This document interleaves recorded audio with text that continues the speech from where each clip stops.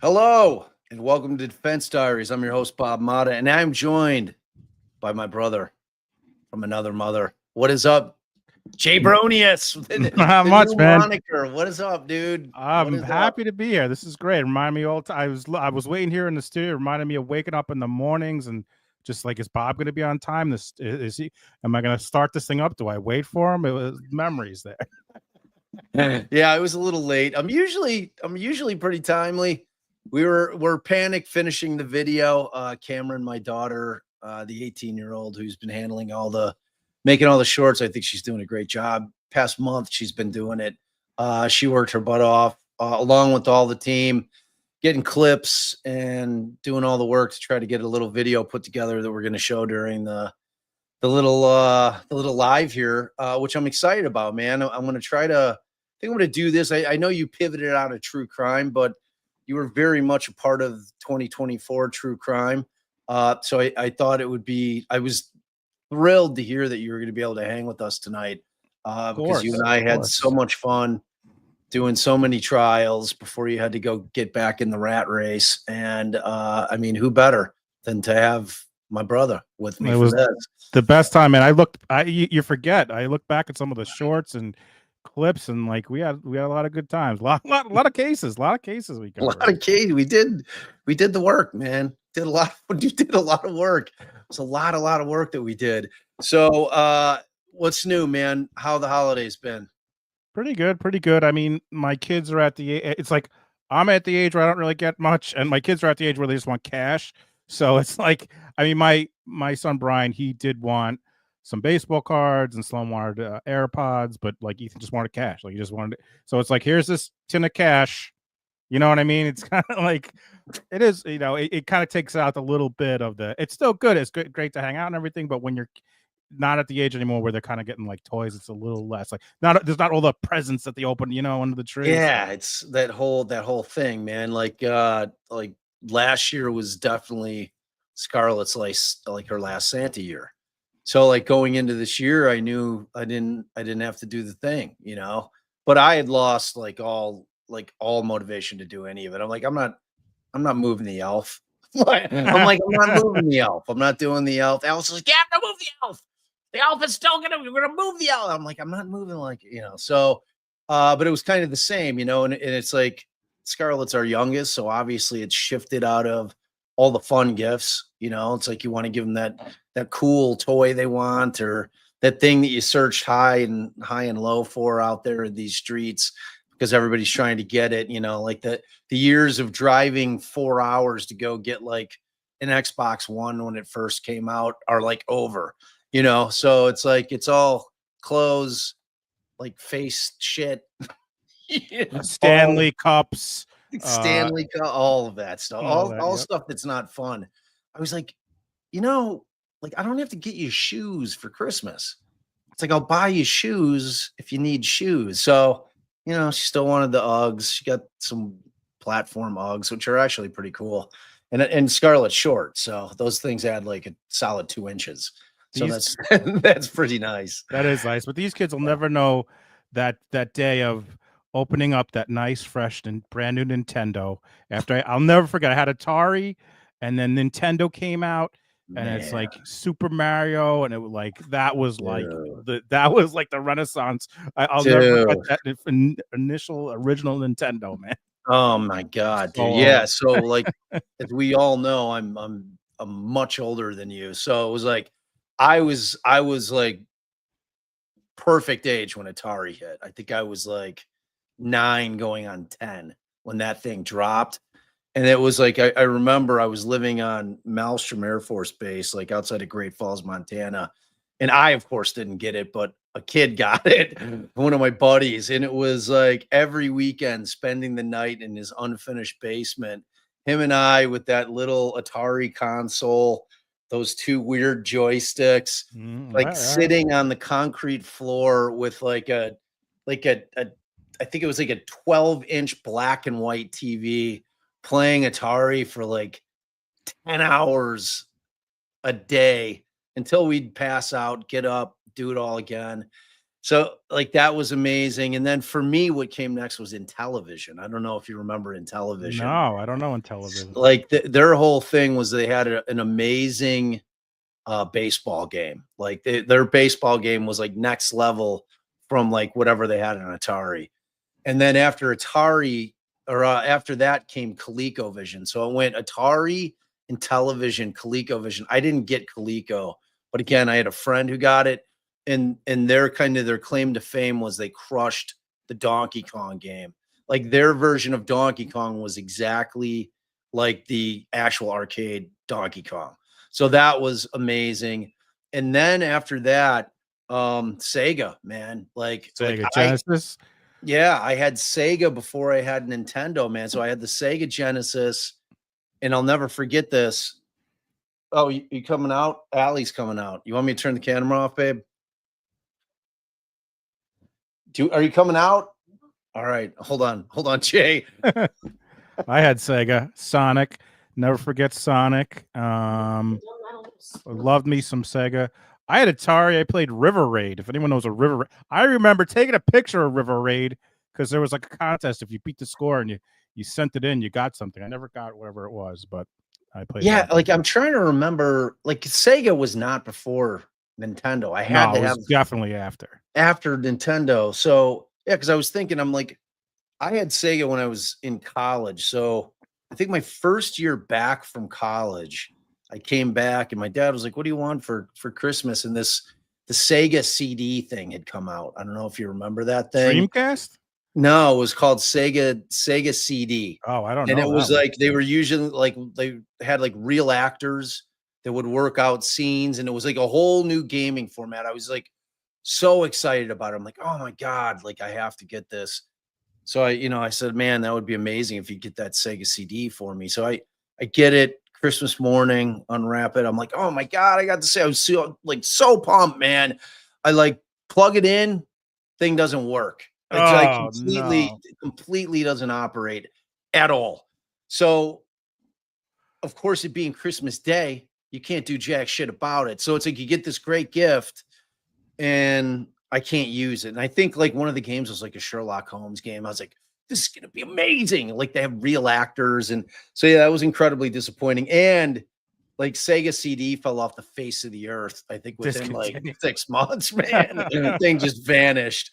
So yeah. Well, I remember River Raid, but like for me, it was always Pitfall. Like Pitfall was, that was the thing, man. That was the thing.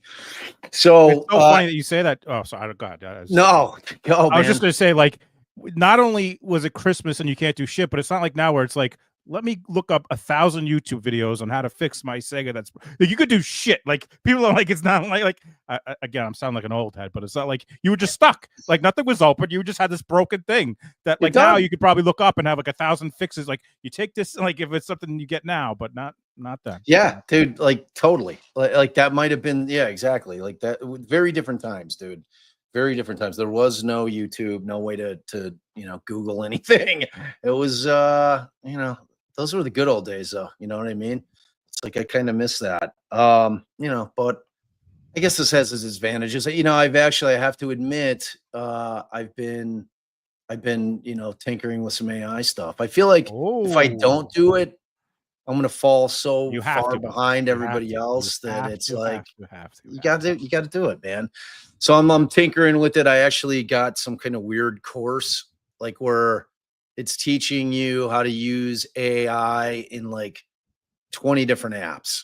Like I forget what the name of it is. It was like $10 or something. And it gives you kind of a tutorial and then it quizzes you to kind of like get a baseline on how to use AI. So as much as I hate it, I had to succumb to it. It's like I still feel the way I feel about It's it. still going to take over, but at least you'll be a little more equipped when it does take over Right. on how to fight the machine back the machine. Exactly. So at least I'm not this. Chloe's mom says, "What is AI?" That's amazing. That is amazing. So no, they definitely did not turn me, Sarah. You just like it. This is a competitive market, and like everybody's able to get out content so much faster because they're taking advantage of using AI. It's like Cameron like busted her butt all day to get this video that we're going to show put together, and it was like everybody on the team was trying to get clips together. You were stuck in that chat. You knew the terror that was going on. That was anxiety inducing. I had to leave. I don't know how. I was like, I can't take this. There was like 1,000 messages. I'm like, oh my god, what's happening?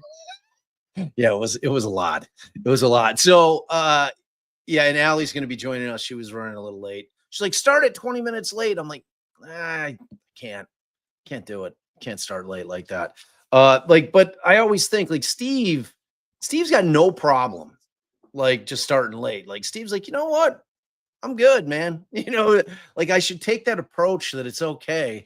Like people are chatting, hanging out. You know what I mean? Right? It's like To me, it's I don't okay. know. I'm like an early person, so You like are.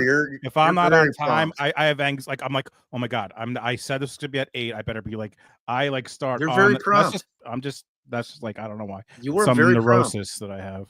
Well, I mean, I think that's a good quality to have. Being prompt is an excellent way to be, man. Like, you value other people's time. I think that's I an try. important I try. thing. So all right, what we decided we were gonna do, Mandy had come up with a concept. I was thinking like, I want to kind of do something fun to end the new year. And Mandy's like, well, why don't we do something like with crazy trials, crazy witnesses? And I was like, yeah, that's a cool idea. So of course I gave the team no notice, and I'm like, yeah, we're gonna do that thing today. So I'm like, yeah, look up all it. So like, and I'm saying this to all my mods that are in here right now. My absolute New Year's resolution is I am going to plan better in terms of content. We're going to have a calendar. Y'all are going to know what's coming. I'm done with this dropping this shit out of like thin air, pulling it out of my butt last minute. You guys are going to know. We'll have a nice little calendar going so that everybody has time to prepare for it. So, and I think that'll just help things operate. You want to know more what you got to do, smoothly. Bob? You want to know what you got to do? AI, man. Yes, you got to.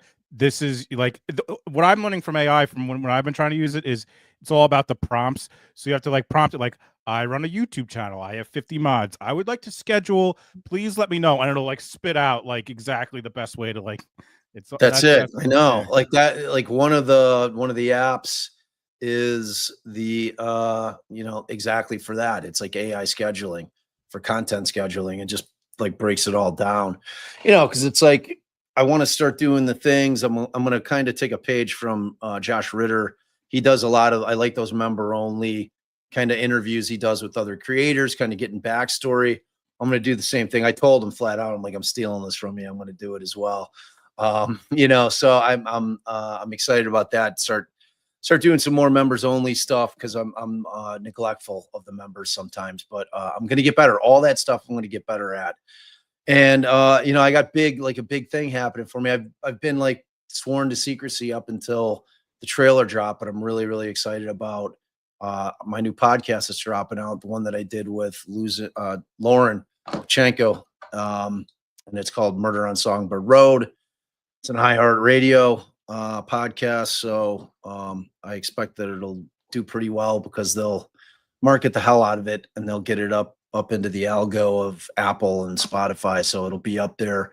But beyond that, it's just a really cool podcast. It's like, it's boots on the ground. It's a case that we're looking into. I'm not going to get too much into it today because I'm going to do a live tomorrow on New Year's Eve day before Allie and I go out and hang out and have fun together somewhere.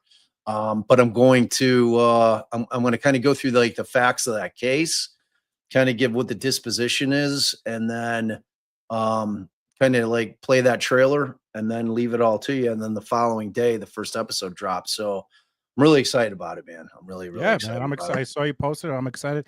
And I just know all the YouTube people that we're talking to know how important it is to give 5 stars, to comment. So I know they're going to come through when it comes out and do all the things that we always talk about to kind of get it so that more people see it. Yes. That is so true. It's huge. It's huge. Hey, did you see that weird scroll? What was that weird scroll? I did. Happy. Oh, I like that. It's Happy New Year in all kinds of different languages. Bacon. Let's see, we got English, we got Spanish, we've got Yiddish. I don't know what that one is, man. But maybe Maligayang bacon toss. Bonnie Ann. That last Nailed one's that French. shit. Nailed that shit. You are excellent with your accents, man. You are excellent with the accents.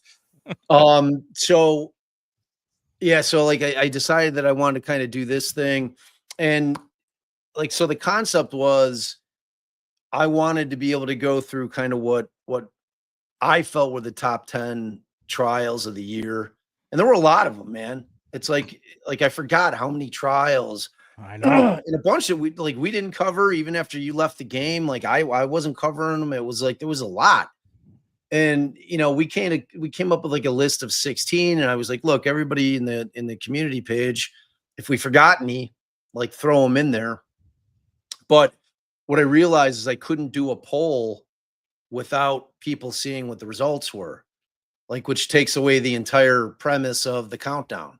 It's everybody knows what the order is going to be. What fun is a countdown?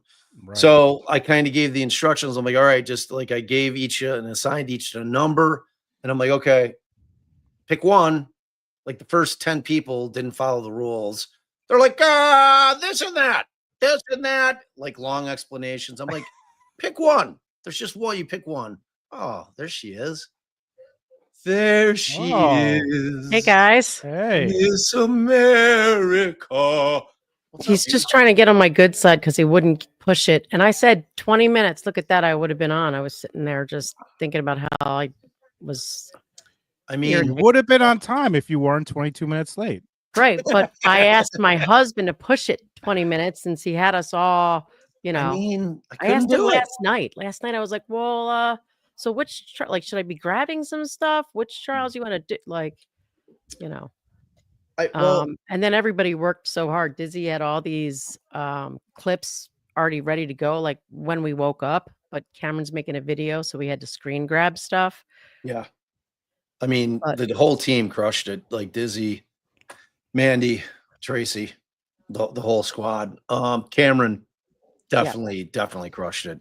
And I think there were more people. Amber, yes. Anybody who we forgot, you're not forgotten. Tracy, I think that was it. Yeah, Tracy, Dizzy. Mandy, Dizzy, and who else was in there? Mandy, Dizzy, Tracy, Amber, Cameron.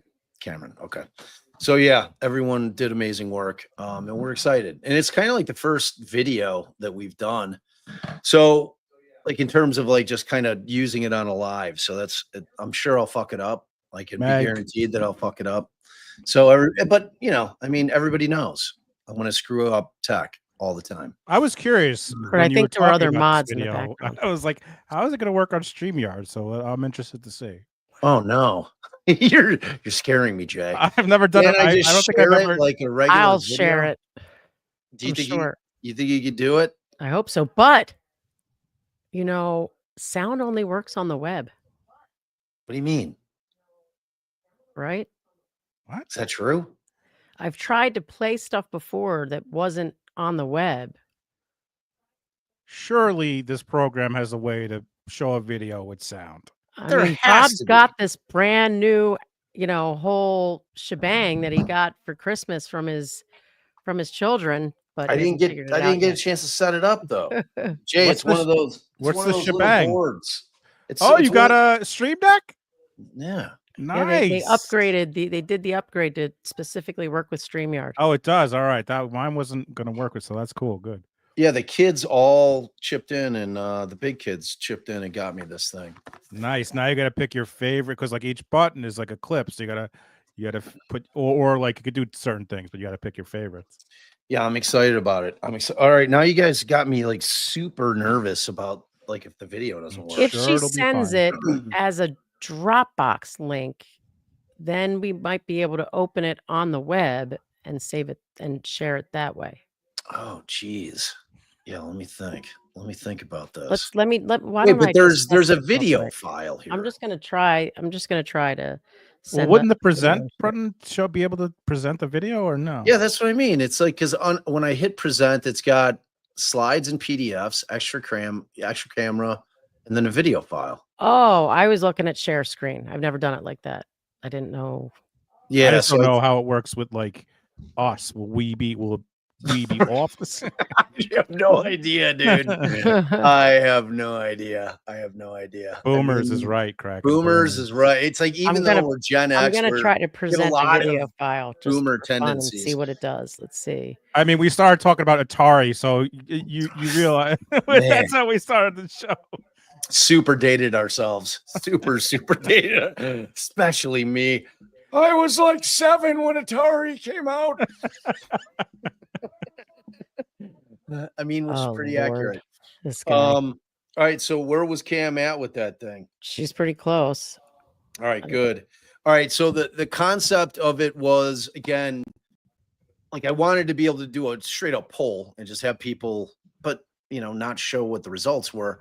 So ultimately, and somebody made an interesting comment that I kind of wanted to address. Like somebody in the comments was like, well, like when you say top, like what does that mean? And I'm like, yeah, that's a great question, because top is a very subjective thing for everybody in terms of why it might be the top trial for you. It could be you liked the result. You felt that justice was served. It could be that you thought that the attorneys Can anybody hear this? What is it? Not wait. I don't know if it has sound actually. What is that? I don't know. It was like Who's that guy? It's like It a looks like video. a body Are we on worn CCTV? cam. Did you? This might be like a real client's thing. Are we under arrest right now? Is that what's going on? This might be my client getting arrested. So I don't know. How do I turn this off? Oh, how'd you get it off? I didn't do it. Oh, somebody did it. One of the girls probably did it. It must have been Mandela.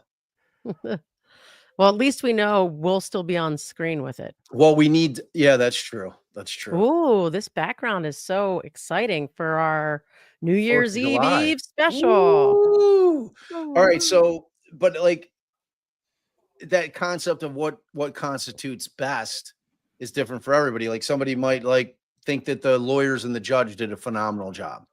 It could be that it was just like the wackiest trial you can ever imagine. There were just so many bizarre things that were happening that made it the top trial for you. Because like the word best isn't right. So it'd have to be like the top, kind of the top watch, and like for me, in terms of what I felt was the top trial, it was not what everybody else picked. I think mine came in fourth. Mine came in third. Yours came in third. Yeah, mine was like for a very, very different reason. But I don't want to give any spoilers. Like Jay, what do you think? Like what makes a trial interesting to you? Like what are you looking for? Like what makes a trial great? Well, it's like funny because even this can be broken down even more, because are we talking about like me as a content creator? I'm looking for the clips that are gonna like do good on my channel, right? Like me as just someone watching, like I want a good attorneys, both, even if like I don't like one of the I want two good attorneys and a good judge. Like when you have a shitty judge, it ruins it typically. Like just even like not only the decision, just the flow of it. Usually it's like it's annoying whether you have them come up with a sidebar, you can't hear everything. I don't like that. If you have one attorney who just sucks and is annoying, I don't like that. So like if you can have two good attorneys on each side and a good judge, I think that is like it's huge. It's huge. We talked about it all the time, man. It's like if you've got like just a turd attorney on one side, or if you're very unlucky and you have two turd attorneys and you've got like a turd judge, it just makes for a slogging, slow, Yes. poorly run trial, which is just really hard to watch. And, you know, and it's funny because like aside from professional sports, where they kind of are more aware and play to the camera in the sense that, you know, a lot of the things they do, like in terms of celebrations and just, you know, like the way that they look, you know, like, I mean, they play to the camera more. Like, I can't think of another profession aside from like news, you know, where you're being filmed doing your job, not that you're being filmed because it is your job, other than like lawyers in these streaming trials, right? It's like, so like I could guarantee you, like initially you're aware of the camera as an attorney, but as the trial progresses, when you're in it, you're completely oblivious to it, unless you're going home every night and watching this shit. And if not, and that's like, a problem for your client. If you're right. if you're aware of it and like that's not, you know, and Right. you're thinking about it, then you're not thinking about your client. Exactly. But you know, like we've come to find out that a lot of these lawyers have gone home and watched the streams at night because they've brought it up during the trials. Oh, well, I was watching the stream, you know, so it's such a weird dynamic, but it's really, really interesting.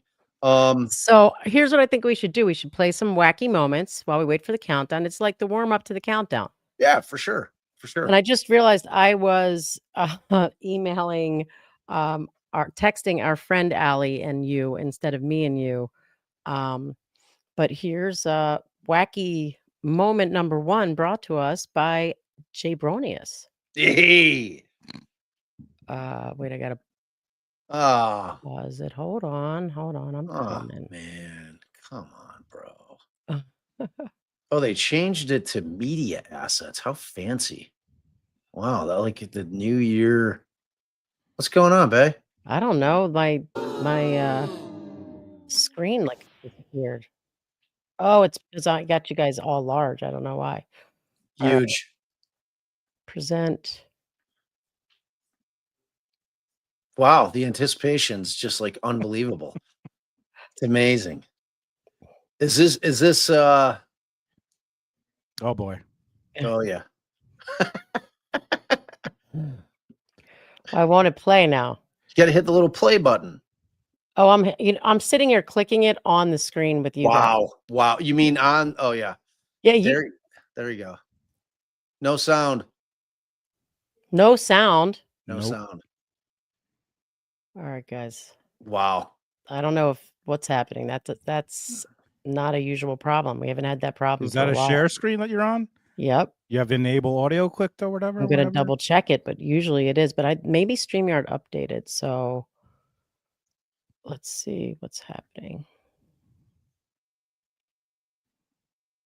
Because if you do Chrome tab or window, right?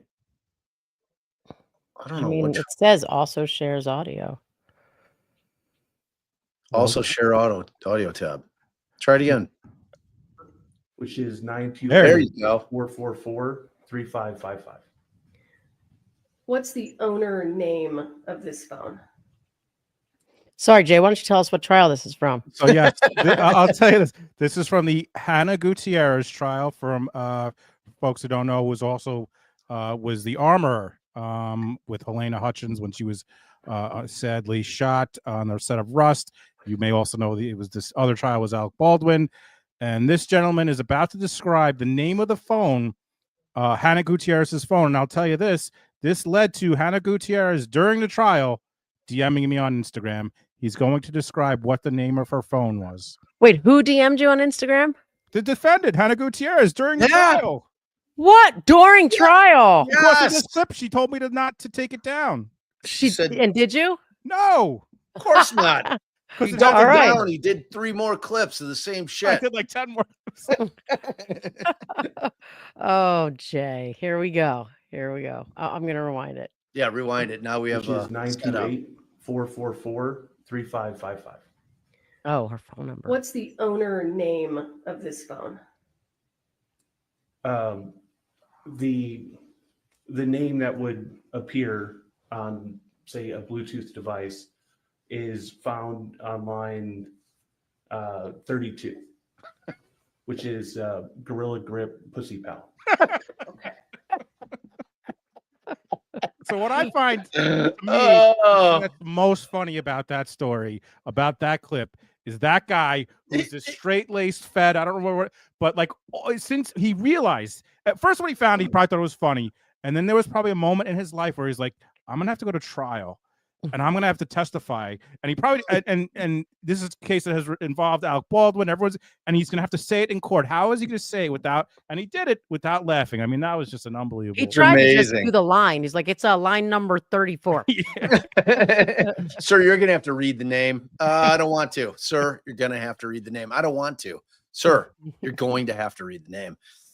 Oh, okay. All right. So look, in terms of I wanted to say that like we stuck to the hard 10. So I don't believe Gutierrez made it, right? So that would be an honorable mention, correct? Yep. It's an honorable mention. Here's another one. I don't remember what this trial is from, but it almost doesn't matter. So here we almost sort of kind of Jesus. I'm having issues this morning. Wow. So This evening. I don't even know what time of day it is. Oh Lord. And while he set this up, Bob, can you imagine if you had a coworker who had to go on TV and say Gorilla Grip Pussy? Like if I had a coworker and then they came back to the office, I would be busting their balls for the rest of their lives. This Christmas, he would have got a Gorilla Grip Pussy Pal shirt with the gorilla and a cat, like the rest of this man's life. Absolutely. I would have been wearing the Gorilla Pal Pussy Pal pusher, whatever. Gorilla Grip Pussy Pal shirt the following day at work. I would have had it ready for me to wear it.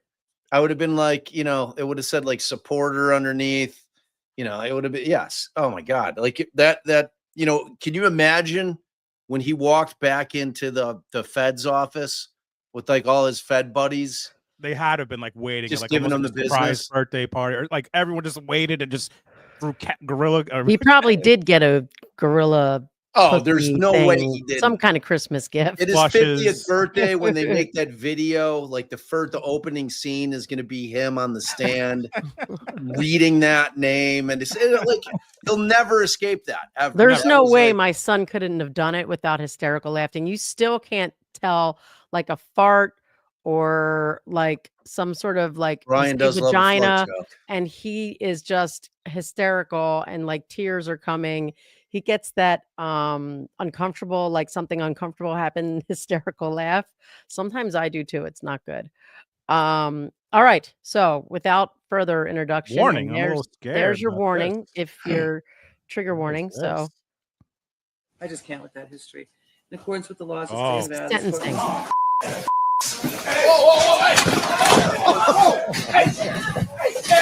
Man.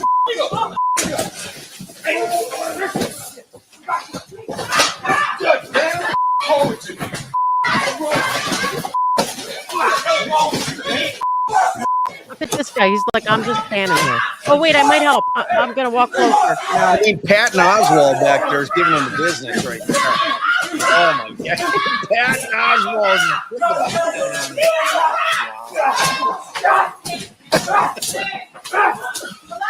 Hey, get off her. Get off her.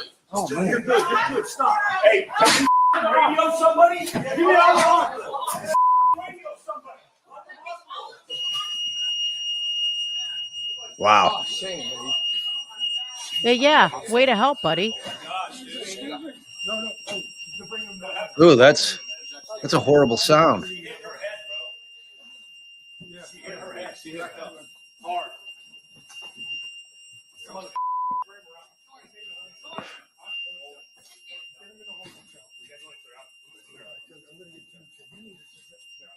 I mean, she's pretty unscathed. She looks shooken up. Oh, dude, she's Holtus was eventually able to stand after a few minutes, and officers escorted her out of the courtroom. I mean, as terrifying as that had to have been for that judge, like that was an incredible leap. Yeah, That could have been That- way worse. That could have ended up way worse for her, man. I mean, No kidding. How do you spread us all back out again?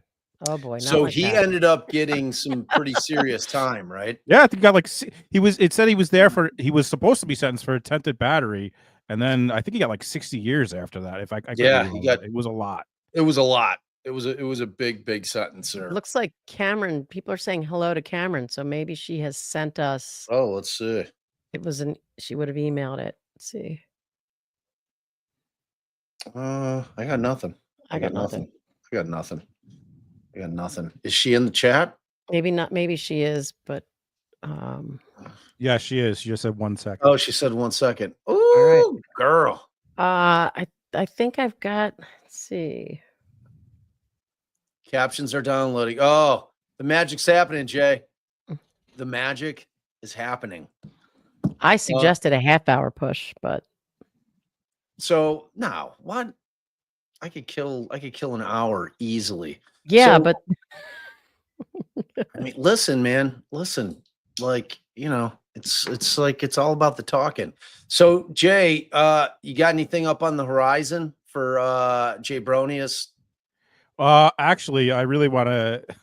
I mean, I know I'm not doing really true crime, but I want to talk about. I'm really pissed off about. I don't know if you saw this. Court TV. Court TV posts today from their main account, and I want to do a live about it because it's such clickbait. It's the final. This is their like final like I don't know, one of their final Twitter posts. I don't know where the final shoe in the hashtag Dan Markel murder case could drop as insiders say an indictment for hashtag Wendy Adelson could be coming soon, right? And then all this with this opening statements. I watched the clip.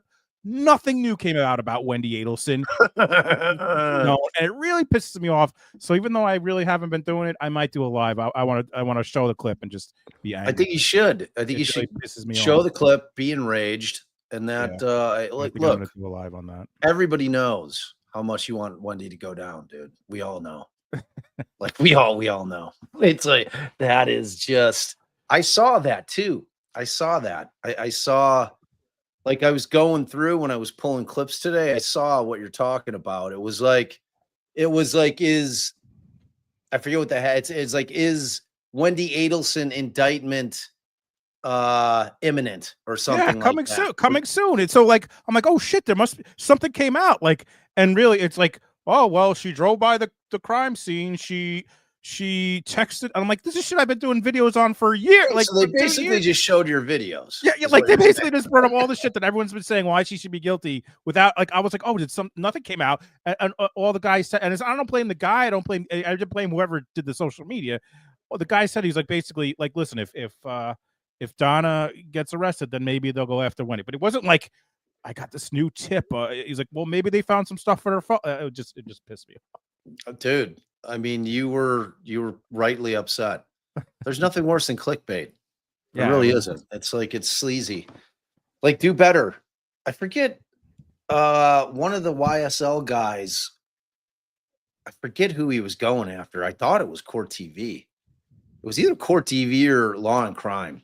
I think it was Feinstein. Oh, Max or I saw it because there was like a documentary that came out about it. Is that what you're talking about? I thought so. Like I thought it was Feinstein, like the guy who subbed in or he had never done a criminal trial, did a real good job. Michael and Linda had him on a couple times. Real bright lawyer. He was on opposite of me when I was on with Michael and Linda over on their channel. Yeah, Doug Weinstein. Thank you. Yeah, Dougie Fresh. Thanks, Tammy.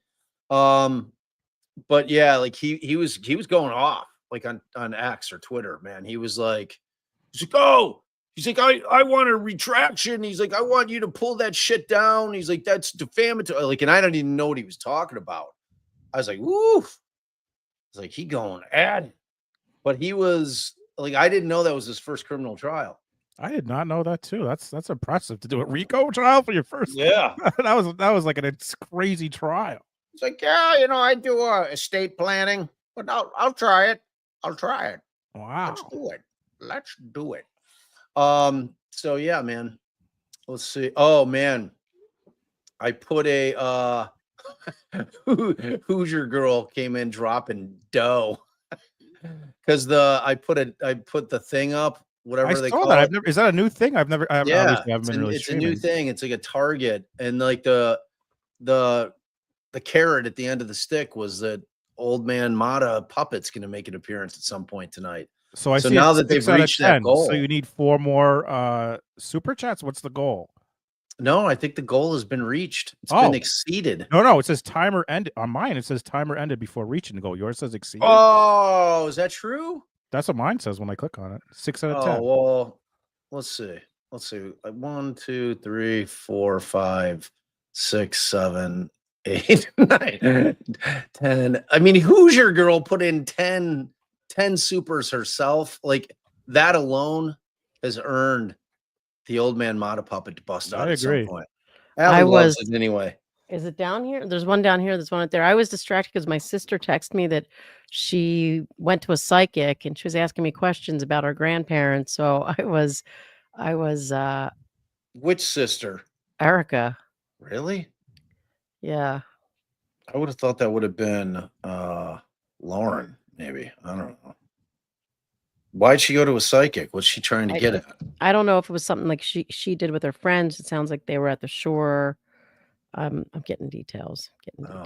Ask her if they're with Big Justice and AJ. You mean Erica and AJ? Yeah.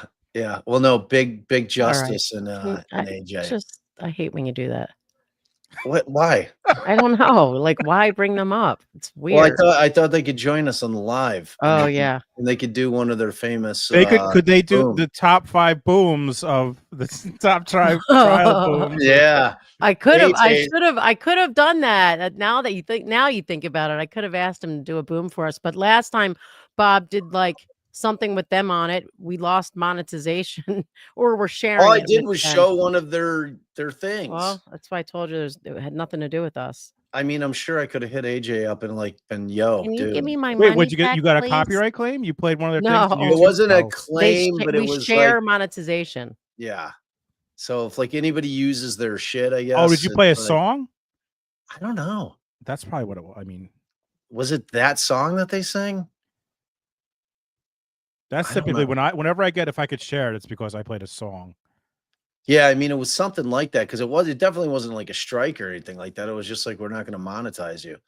I got dinged on by some UK media company for the perp walk video for Luigi. Oh yeah, I remember. Dude, I got dinged from a UK thing for a Karen Reed clip I played that was on every channel, but like UK, I forget the channel, gave me a claim on it. I'm like, are you fucking kidding me? I bet it was the same one, dude. And I just cut it out. It was like, you can cut this out. I'm like, I don't care. I just cut it out. I think I might have even deleted the live. It was so long ago. Pisses me off. Like, it wasn't even their original thing. They were using a court feed and they had the but with YouTube, you can't like make you can appeal, but you have to like say that you had the rights. Like, I didn't have the rights. Every court, I don't know.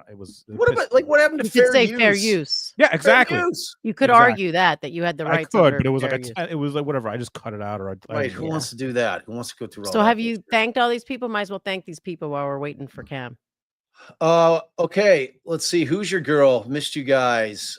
We missed you too. We needed that little break. It was a nice little break. We took a few days off, recharged the batteries. Thank you so much for that incredibly generous $20 holla. Amanda $10 super. Appreciate you always, Amanda. We love that. T Sue's $10 holla. Love this duo. Happy New Year. Yeah. So Who's your girl comes back again.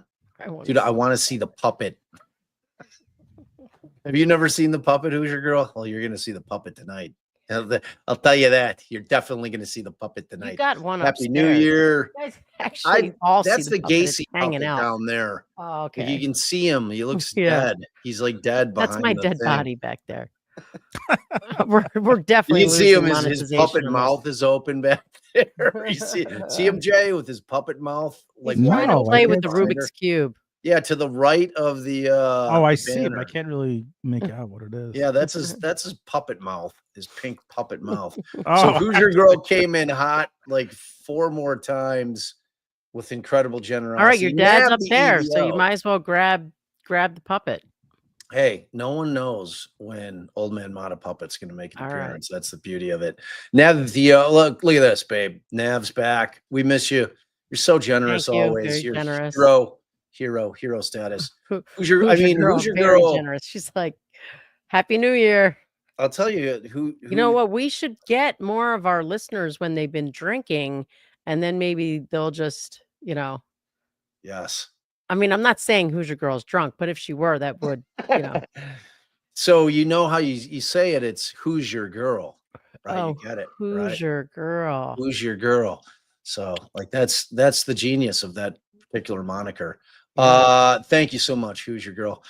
Meg P, $5 holla. Bob, I'm going to clip you saying that you'll give notice for next year's New Year's. No, like all lives, not just the New Year's live. Yeah, like I'm going to all be lives. helping him. We're going to start We're gonna scheduling figure it this. out. Yeah, it's like Change our entire personas. Well, It's hard to teach old dogs. That sounds completely impossible. Thank you so much, Meg P. And thank you for everything you do, by the way. Thinking for myself, read the small print. AI copyright is tricky. I learned this looking into my illuminating my book. What's illuminating? Looking into illuminating my book. Maybe it looks like it might have.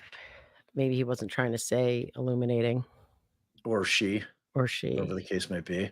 Well, thank you for that. Yeah, that's interesting with the copyright side of it. It's like if you're paying for the service, right? Because I was like, if I have AI create like new cover art for the podcast, I mean, I think I own it, or do they own it? I don't know. Who's they? I don't know. The robots. I don't know. But thank you for myself. We'll look into that. We will be in Denver. Allie loves fine print. Oh no, I love Denver. You do love Denver. We've got a lot of friends in Denver. It's hard with CrimeCon though. Yeah, Josh has really told us that we can't go to CrimeCon anymore. That's like he gave us a mandate, but I don't know. We'll have to have a long discussion with Josh. Emily, thank you so much. Beautiful, messy Paul. Emily became a YouTube member. Welcome to the family. Family hug. Appreciate you.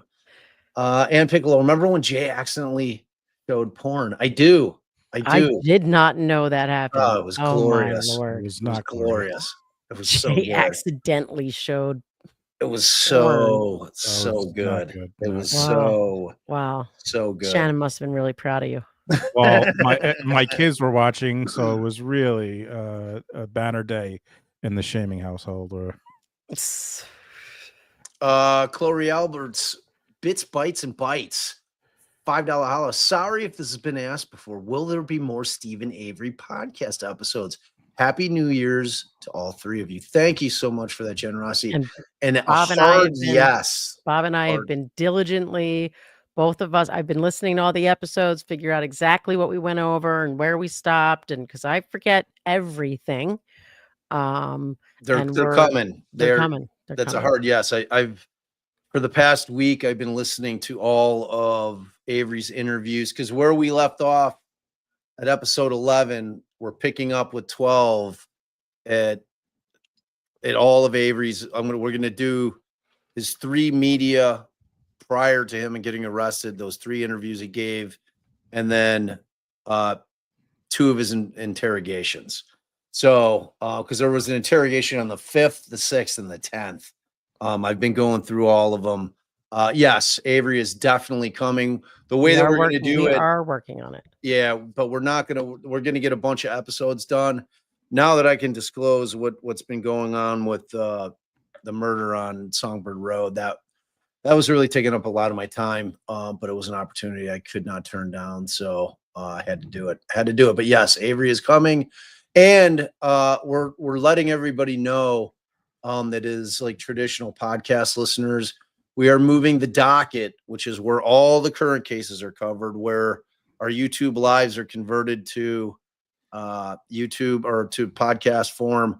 We're moving that to our own RSS feed. We're sometime in the beginning of the new year, we're going to switch that over. It's just going to be Gacy, Garcia, and then long form serialized on Defense Diaries, and then the docket's going to have its own feed. It's time.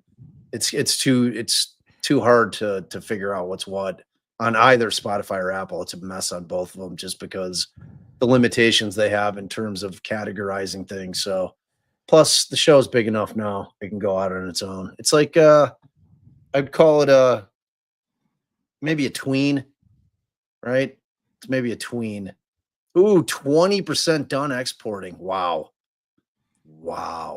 There we go. So there's an update. We're getting updates by the minute from Cameron, our tech gal. She's crushing it. So I might have to so play my sister's psychic reading. Hollis and I have to come up with Beautiful Messy Ball came back. Hollis and I are going to have to come up with something to beat the red solo cups. Do you still have yours? I do. And it was on my table. The thing was the cutest little thing ever. I don't know where it is though. Yeah, I usually have it on my table. That's gonna be a big fail for me. Did not make the read cut. What, the red solo cups? No, I there's just too much. There's too many. Why are you giving away no one knows where it is in the count. Oh. Yeah, but I mean there were a lot of entries and like not all of them made it. So I mean, we're not going to tell people. I mean, Gutierrez is the one that we told them that did not make the count, right? So we played a Gutierrez clip. Maybe we should play some other runners up, but I was trying to go through the Discord, everything that Dizzy and everything. While you're doing it, let me just real quick explain to the people about the accidental showing of Korn. It was first of all, it was an accident. Yeah, he's got to come back to it. There are people. You have gained a lot of subs since I've been on the show, and the people have no idea who I am. I did not purposely show Korn. It was an account on Twitter that was stealing my merch when I had merch at the time, and I wanted to show everyone. I was like, "Oh, check out this account that's stealing my merch." And as I'm scrolling through their timeline, I realized not only do they steal merch, but they show Korn clips.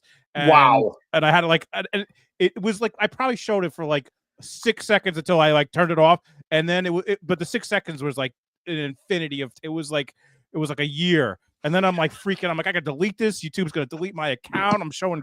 It was. Oh my god, that was like what happened in court. Like when we were all doing, Zoom. It's the first time that somebody somehow got in and disrupted it, and his picture showed up, and it was like a naked guy with a giant thing, and he was just making so much noise. The judge was having a heart attack, and then she let the guy back in twice, and then they changed some of the requirements. And wait, I thought the guy was actually stroking the doinker. It did seem that way, but I'm starting to think it was a video of him doing it. A video of him doing it. I don't think so. He might have been live, but he was doing it. This happened in multiple rooms. Yeah, he was he was bouncing around to all the court, to all the different courtrooms on that Zoom. Because in that county, you don't need a password to get in. You just click on the room that you want to be in. At least. But even if you did need a password, they publish the password. Right. It's not like you get your password in the mail or something. It's right on the website. So it's like even in Cook County, right on the website. So anyone has the password. It's like, why even have a password? Yeah, I mean, it's a good point. It's a good point. I mean, I feel you. All right, Jay. So it wasn't your fault. And it wasn't your corn. I see what you're doing now. So that we're not getting flagged. I thought it was just you didn't close your own corn down well, and it just popped up. No, that just that's kidding. never happened. Yeah, I mean, frankly, we could have made an entire blooper reel of me just talking on mute. We And should. Jay say, Bob, you're muted. Bob, you're muted. Bob, you're muted. Bob, you're muted. Yeah, it's like this was epic though. This was epic when I had the guest on for like 30 minutes. And remember that I forgot to press live. Like we were having this great conversation. He was a lawyer, an Indiana lawyer. I think it was Shay. Like Shay was on, and I'm like, dude, you're gonna kill me. I forgot to hit live. Like we've been having this entire conversation the entire time, and we're not live. That was back, I guess, when Bob wasn't reading comments all the time. Yeah, I was gonna say, you didn't notice the chat wasn't there was no chat. Yeah, that's crazy. It's crazy. That was bad. That was probably out of many blunders. That was probably the worst. That was a pretty bad one. I don't know, maybe the one where you guys were live after like the Supreme Court hearing in Delphi. Oh, and you and Jay were live. And we had 2,500 people, and I ended the stream. Yeah. Bob's like, I'm going to lunch. See you guys later. I'll catch you later. And then me and I like, wait, are we not on anymore? That was like the first time we had thousands of people. Yeah. All right, so MB, thanks for your generosity, and MB caught a gift. So I love that. Love Bob and his shirts. Allie for hardcore women. Jay, love your humor. HNY all. Happy New Year's Eve. Opinions on what makes a case go viral. Ooh, that's interesting. That's interesting. That's a good discussion. Jay, what do you think? All right, Dave, you go. No, Jay should start. Go, Jay. Are we talking about just like our clips going viral, or just in general? No, like a case becoming a high publicity case. Well, I think, and Bob has talked about this before, but like now that cases are starting to have stuff come out, and it's where the defense gets to present a side. When there are two different sides that are like fighting at it like cats and dogs, that it goes viral, because that is what the algorithm wants. The algorithm on any website wants people fighting over stuff, or not really necessarily fighting, but commenting. They want commenting. And like when you see the Karen Reed trial or the Delphi trial, in general, I think those cases go, and for to a lesser extent, but maybe Young Thug, but those cases go because there's so much comments. There's so like that's what drives it on any social media, because social media wants people to act. They want more people to see the posts so they can sell advertising, whatever, for whatever reason. But to me, that's when there's two different sides, particularly fighting it out. That's when they really go viral. I was going to be way more skeptical and just say it's still whenever, white victims, white women are involved, victim or perpetrator, white children. And, that's the I think unfortunate truth. The story, the more attractive the white woman is, the more attractive and white the woman is, the longer they put it on TV when they're missing. I think that was definitely the case when we lived in just a world of mainstream media covering things, like pre-YouTube, tons of channels streaming trials. Like I think that changed when like we kind of entered the equation. And I agree with Jay. I think what it really boils down to is that, especially when you're talking about, because viral has a social media connotation, right? I mean, like viral you don't know, people don't know about the case unless they hear about the case in the first place, and mainstream media still has a little to do with that. For sure. Like I definitely, Young Thug's the only like really black trial with either black victims or black defendants that I can think of out of all the big ones this year. There was the who was that trial that we followed, Jay? It was last year. It was the former NFL player. Oh, I didn't, but I know what you talk. Travis, is it Travis? Randolph? Rudolph? Rudolph, or like there was a Rudolph and a Randolph. Like the one was the creepy white guy who killed the two people, and then there was Travis was definitely his first name, because I looked it up today. I was like, was that this year? Like, it was so bad, like trying to figure out what was this year and what was last year, because it's all just become a blur. It really, I couldn't remember. I'm like, oh my God. I'm like, was like that Randolph trial was last year or whatever. Travis, whatever his name is, that turned out to be, because I remember Travis Randolph. Thank you, Pammy. I remember I was on Law and Crime as a talking head, and his brother came on and he did that rap. Oh yeah. It was amazing. Like the producers didn't know what to do. And I loved it. I was just like, this is amazing. This is the greatest TV. This is the best live TV. I tried to hit the guy up. I'm like, hey man, it's like, I really want you to come and like finish that rap out on a live with me. I'm like, just do it. He's like, all right, man. Like he said he would, and he never did. I was very upset, but yeah, that was amazing. Yeah, Travis Rudolph. So that particular, but I think that like, so, but the point being that was like a black defendant, black victims, but he had the NFL angle to it. So that was right. That was high publicity. And then Daryl Brooks, of course, Daryl Brooks, pro se. Was that this year? No, that was even before I started. That was a while ago. Yeah, right? that was a while ago. Yeah. What's up, Viv? Well, thanks, Viv. What's up, Viv? Miss you, girl. And thank you for your generosity, Tammy Martin. Again. Yes, defense matters. Does matter. It does matter, so much so. And we thank you so much. It's good to see you, Viv.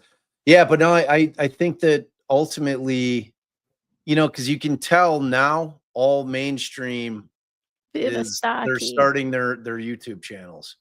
So now they've like infiltrated. Right, it's the worst. YouTube. I'm like, I just try to find something that's not mainstream media, and sometimes it's hard because they are the ones paying to get all up at the top. Right, but the problem for them is they're still mainstream media. You know what I mean? They still do their mainstream media shit. Like that's what separates. Like Jay just gave his perfect example.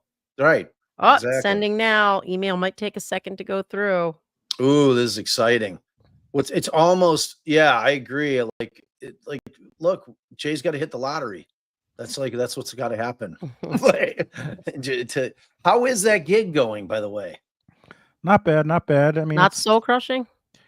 It's also, yes. I mean, it's not that like it's a bad job, soul crushing. Just like doing something that you don't want. You know what I mean? Like working for the man, but the people are great, and it's a good place. It's just, yeah, it's work, and it's like, and it's not fun like this.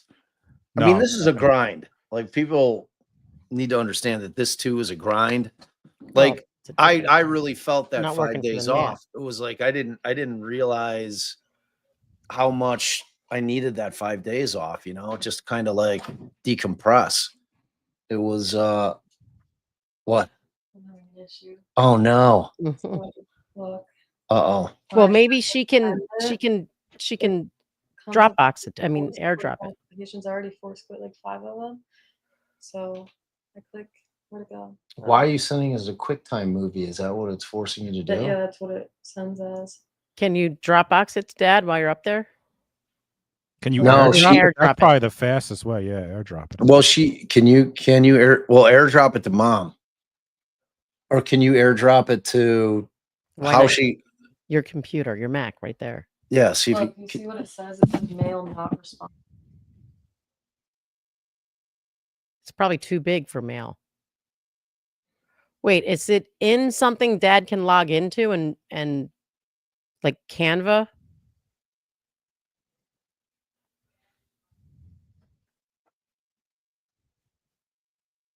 Are they talking? Who talking?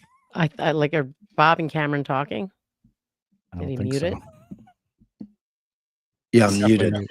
I'm definitely muted. I thought Cam was like in there with you.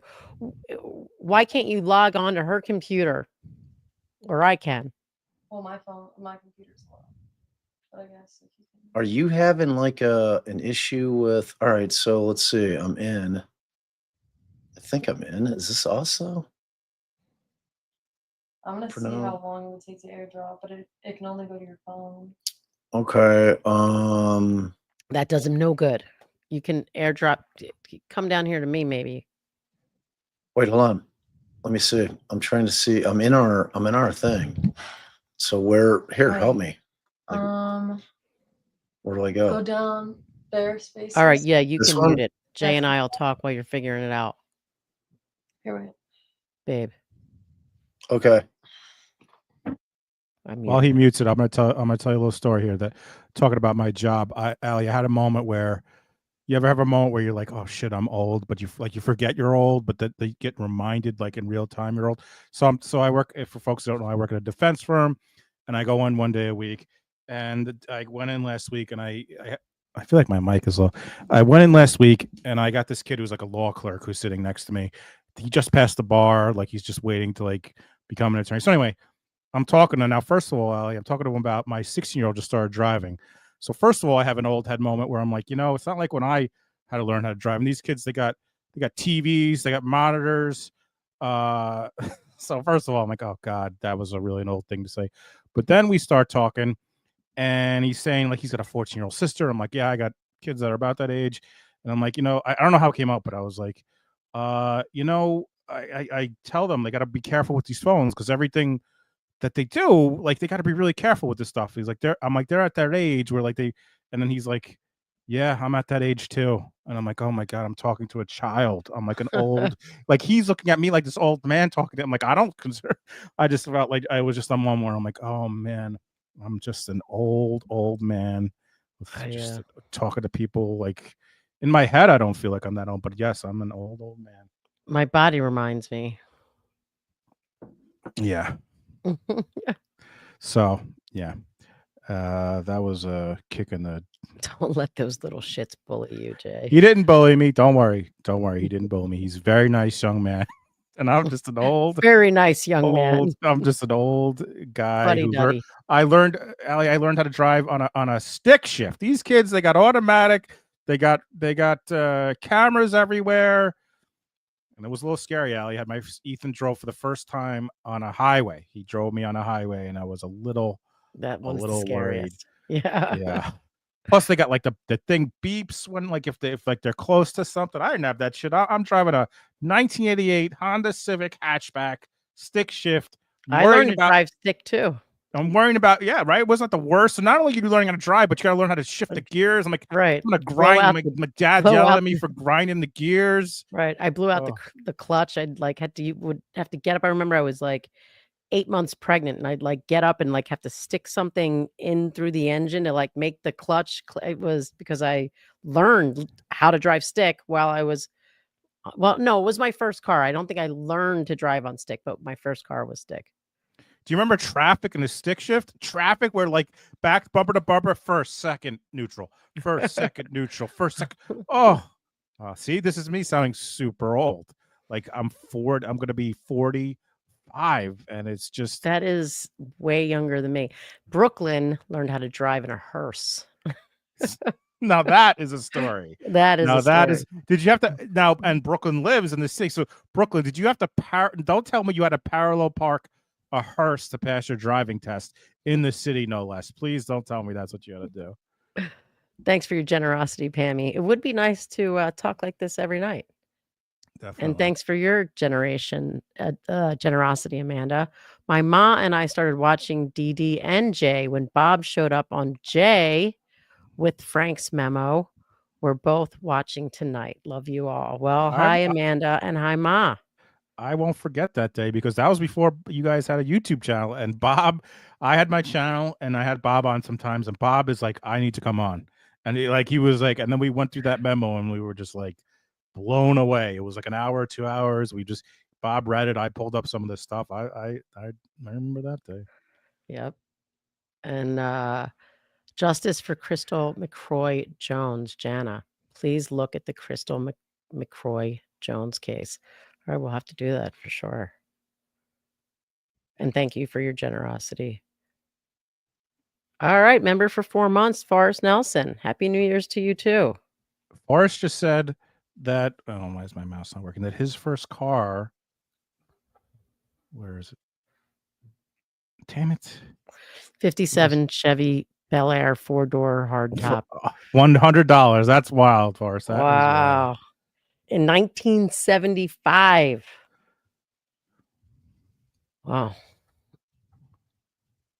Guys, this isn't a jacket. It's a Shacket. flannel. It's a flannel. It's a flannel. It's, from the 80s. Simone K, 1977. Thank you for your generosity. Eating a sandwich, thinking about Ellie never. Never eating a sandwich?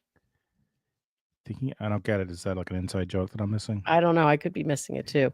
I mean, I don't like sandwiches, so that could be what she's You don't like sandwiches? Like, I'm not a sandwich person. Like, you're not a sandwich sub. person. Are you not an oxygen person? You're not a sandwich person? No. You don't like a grilled cheese? Grilled cheese, yes. Grilled That's a cheese. sandy. Yes, that's a sandwich. What about like a nice American hero? No. What about you? You're from Philly. You don't like a Philly cheesesteak? I don't like a Philly cheesesteak. Hot steaks, yes. Meatball sub, like hot, like hoagies, but not cold hoagies. Hero. Like, that's the difference between I call it a hero. Yeah. Hoagies and grinders. Hoagies and grinders. Right. So I will eat chicken cheesesteaks, grilled cheese. Yeah, I guess grilled cheese. What about like a bacon, egg, and cheese on a roll? No. Did you guys you guys have that? But I do breakfast sandwiches. I'll do I will do like bacon, egg, and cheese. but not a bacon sausage, egg, and cheese. On a roll. So same on thing. a Kaiser roll. Do you guys have that? I mean, not really on a Kaiser roll. I would do it like on a bagel or like a biscuit or a muffin. But you guys have delis, right? Yeah. Okay. You mean out here in Chicago, in Illinois? Yeah, I don't know. Some people out there don't have delis. They got to go to. I mean, not really. Delis are hard to find, but delis are hard to find. Oh, that's what about diners? You have diners? Yeah, okay. but not like East Coast diners. But they're not like they don't. You can't get anything you want at any time. I mean, there's definitely places like that in the city for sure, but you got to be like in the city. Oh, my wonderful wife just 24-hour diners. Gave a $5 holla. Hi, babe. Babe is working. That's the only reason Babe has a lot of sessions of therapy, and let me tell you, she's until 11 tonight. I think she started at 7. And being I can tell you this. You guys probably realize this, but being a therapist during the holidays is a tough gig. But she does a great job. Well, I feel bad for these two. Cameron worked so hard, as did all the mods, and me and Bob. And clearly they're having a hard time. Oh, there's some movement back there. Are you going to join us, babe? Should I add you back? Not yet.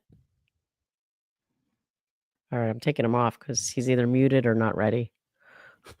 I'm bummed because it's not clean. But love you, Shan. For Christmas, Shannon got me a shirt that says Shannon, and it's all pictures of her. I didn't realize you were wearing your Team Alley shirt. I am wearing my Team Alley. I would have wore it tonight, but I wore it yesterday, so it wasn't clean. Oh, it wasn't clean, Shan. But it's a wonderful shirt that it's like it's 6 pictures of her. Oh, that's so cute. She didn't think I would wear it, and I've wore it several times already. Love you at Shannon Shaming. We love our therapists. You're muted. You're muted. We could make a highlight clip just of this show of all the times you've been. See, this is funny. If I'm muted on stream. Oh, you're muted again. You're muted again. I know that. I was showing you. I know that. That was a forced mute. Oh. But I can also. Bob is teaching us that you could push a button on your mic to mute yourself, right? As I can well mute as on the myself computer, in 2 different places, like a real fucking boomer, Bob. We all know that. I don't understand the Thanks muting. for letting us know, babe. So, any good news? We got good news. All right. Okay. I hope this has to. Oh shit! It says to share audio. Oh no! Oh boy! It's got it as. Oh no! Oh my god! All right, let's see.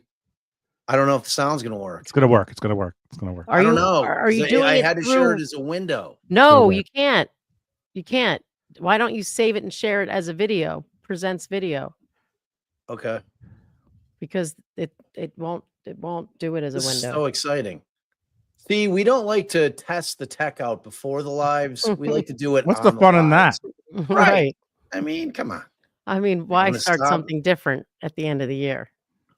All right, video file. Okay, all right. I like where Allie's head's at. Okay. Hopefully, he saved it somewhere easy. Ooh, all right. So let's see. Oh my God. There it is. Hey! Hey, we did it. This is so exciting. Oh, Look at this editing. Yes. Your son. All right. So number 10. They Number see, babe. 10. Huh? They saw. I know, but well, people that may not know. So this is the trial with the guy in the Apple River up in Wisconsin that stabbed all the kids. And this is one of those trials that I always find really, really interesting because it's not a matter of whether or not the defendant did it. It's like one of the first trials that Jay and I jumped on with them, and it was the kid with the fight, the self-defense claim. It's the intent. It's the intent. Mens rea. It's the mens rea.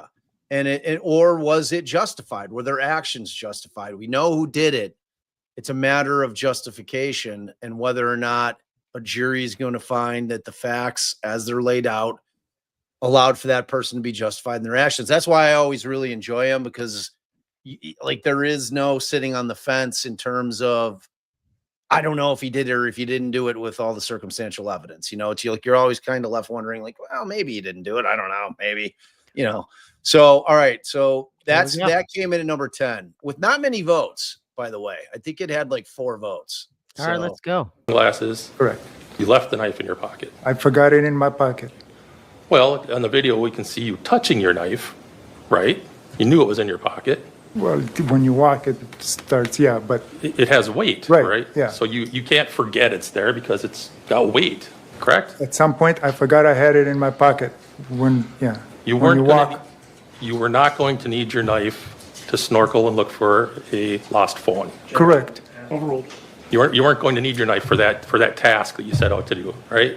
I wouldn't even need anything. But you brought it with you anyhow. It happened to be in my pocket, yes. When she got over to where Isaac Schumann's group was, they made it readily apparent they did not want you over by them, correct? That's not true. They didn't call you names? Yes, but they asked me what I was looking for, and I thought they were polite people. I said, I'm looking for my lost phone. They did not want you by them, and they told you that, right? At some point, yes. And that's the short video. You turn around and you're walking away, right? See, Cameron, what Cameron Yes. says, babe? But then Juwan Cockfield calls you a raper, right? Yes. And then you turn around Yes. and you were angry. I was not angry. Oh, you were not angry that someone called you a raper, No. all right? You look at Juwan, who's filming you, right? Yeah. And for some reason, your testimony is that even though many people on the river have these phones and these float cases, you decided that was the phone and you needed to run up and check. Objection argumentative. Sustained. Your testimony earlier was you thought he had the phone, right? I thought he had the phone, yes. Right. I wanted to investigate. And you, instead of walking up and saying, hey, is that the phone I'm looking for? You ran up on these boys, didn't you? I ran up and stumbled, and then I fell right by their, yes. That's my next question. You're claiming now that you stumbled. Yes. You've never said that before today, ever, to anybody, any law enforcement or anybody else, right? But I have seen the videos now. Well, we're going to take a look at the video. All right. So trigger warning. This thing's pretty graphic. It's fast moving. And if you guys have never seen this is the video that came out when this trial kind of broke. And I don't think anybody had seen it prior to the trial starting. That's when this kind of video came out. And that's really when I got really interested in this case. Cameron, our daughter, who put this amazing video that you guys are going to watch together, had epic debates about it. As a matter of fact, Cameron and Allie were on the other side of it. I was very much of the mindset, talk about boomers, it's like you got this old dude in his 40s or 50s out with his adult friends, and you got a crew of 17, 18-year-olds floating on the river. They're all drinking all day. This guy was probably drinking, and they start talking shit to this guy. And this guy's kind of alone, and they kind of they absolutely get the herd mentality. I had a very different perception of this trial, you know, than All like, right, well, let it play. and I thought it would, well, I want to be able to discuss them, babe. That's part of the fun of it, not just watching the video. Where did you fall on this? I can't remember. I don't even remember. Like you saying Cam and I were on the other side. Maybe I'll remember as I watch the video. I thought it was an age thing. I did. I thought that younger people, when they watch this video, would have thought that they would have said this guy's an old creep. And like people my age would be like, oh, this poor guy, those kids are all harassing him. Look at that poor guy. What did you think, Jay? I didn't watch this one, so I don't. All right. What? Oh man. Now he can decide.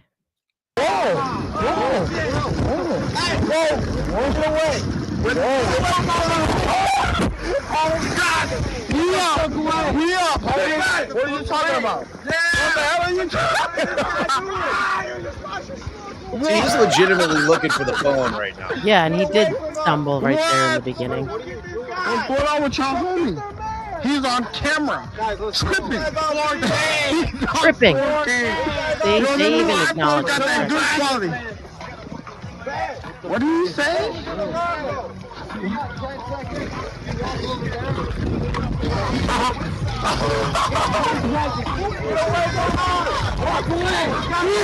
Yeah, what the hell? Who is this? Yes. For the culture. Who is that? For the culture. Who is that? Who the hell is this? Go. It doesn't matter. He said he was looking for a little girl. Jay, if that was you, if you were that dude, what would be going through your mind right now? If that was Little me, fucking punks. Yeah. yeah. I mean, I wouldn't be happy. I'd like, I'm getting the fuck out of here. Yeah. I mean, I'm not like, you know, He might I pull don't out have- his knife and start hacking people. Well, I mean, the We'll question see. Let people becomes, see. the question becomes, Allison, did he have a legitimate fear of great bodily harm? Well, here you can see her hands on him right there. So Well, here it we gets go. worse. It gets Yeah. worse. That's exactly what he said. Weirded us out. I even have that part on camera. Did I? Some young ass kid. What the hell is this guy's problem, bro? We're trying to have fun. He's waving to his friends right there. He's gonna pay me. We don't want this motherfucker. There's some Lord of the Flies shit. Oh my God.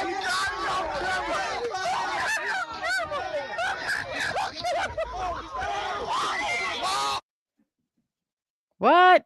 Oh.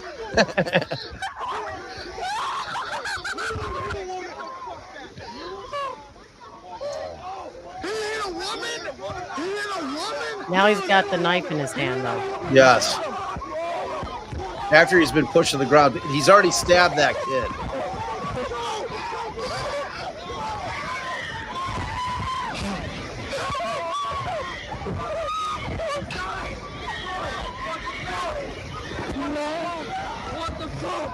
What the fuck? He's dying! He's dying, bro! What? Oh my God! Oh my God! Oh my God! Are we serious?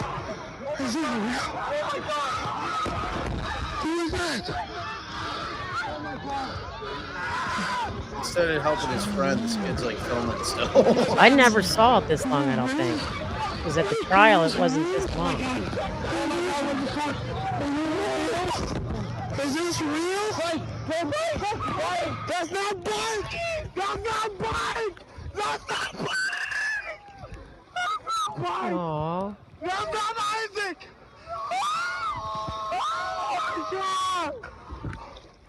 Oh my God! This isn't real! This isn't real! Aw. All right, wait. Oh, Yeah, pause it because Buckethead. that was emotional. yeah, that was a lot. So, wait, Cam. I don't think he knew he killed anybody right then and there. Cam cut the she cut the verdict. So ultimately, he was found guilty Yes. on all charges, and ended up getting sentenced to some serious time. So, It's in the list. They gave us a list of all the sentences. oh, they did? Where? Oh, okay. So he ended up getting 20 years for that. You know, and I was like, I don't know. That was a tough case for me. That was a tough case for me. And that's what I'm saying. Like, I think if you were to ask 20-year-olds, they would think that that guy got what he deserved in terms of the sentence.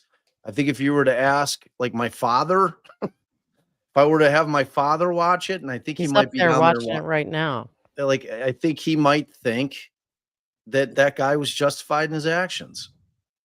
I should go do a man on the street interview with my father down there and see what he says. But I think my dad would maybe be of the mindset that he was within his rights to protect himself. So I don't know. So, all right. So that was number 10. It's a very interesting case to me. I just found it very interesting. All right. So Chad Daybell, for those of you that don't know, is the husband of Lori Vallow Daybell, who was convicted in 2023 of the murder of her children. Essentially, these two believed that they were God and godlike, and that the children were possessed by evil, or so they claimed. All right. So, and it's actually going to start with a video that was shown to the jury in the Daybell trial, but Lori is in it.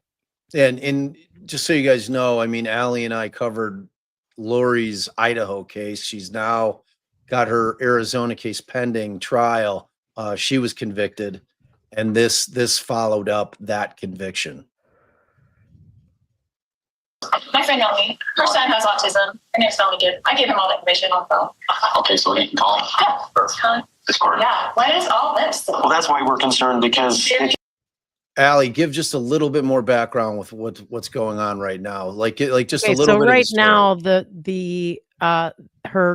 her children have not been seen by the grandparents or by anyone else for that matter. So the grandparents on the paternal side, her deceased husband, asked them to do a health and safety check, a wellness check. It took some time, but they're out doing a wellness check, and they know, more than they're letting on. So they're asking her some questions just to see how she answers. They had actually just ran into Chad and Lori's brother, and Chad didn't say anything about knowing Lori at all. And you'll see what Lori says here. this was kind of weird. It is very weird. I've had to move around a lot. One of my brothers is trying to kill me. Not the brother that lives here. Obviously, he's kind of my protector. My other brother was in with my husband, who was trying to kill me for my $2 million life insurance policy. So I don't tell people the truth about where we are and what we're doing because of those reasons. So I look like a suspect, but I am a good person. Raised all of my kids. I've done everything that I'm supposed to do in life. But everyone is causing me trouble right now. We had two detectives over here trying to looking for you a little while ago. Oh, because I was at the store. And they ran into probably one of your brothers. My brother and his friend, probably. Oh, who's They've been that? moving. Chad. Chad from Redden? Those last name? Yeah, okay. All right. So it's just a mess. Like, just constantly causing me trouble.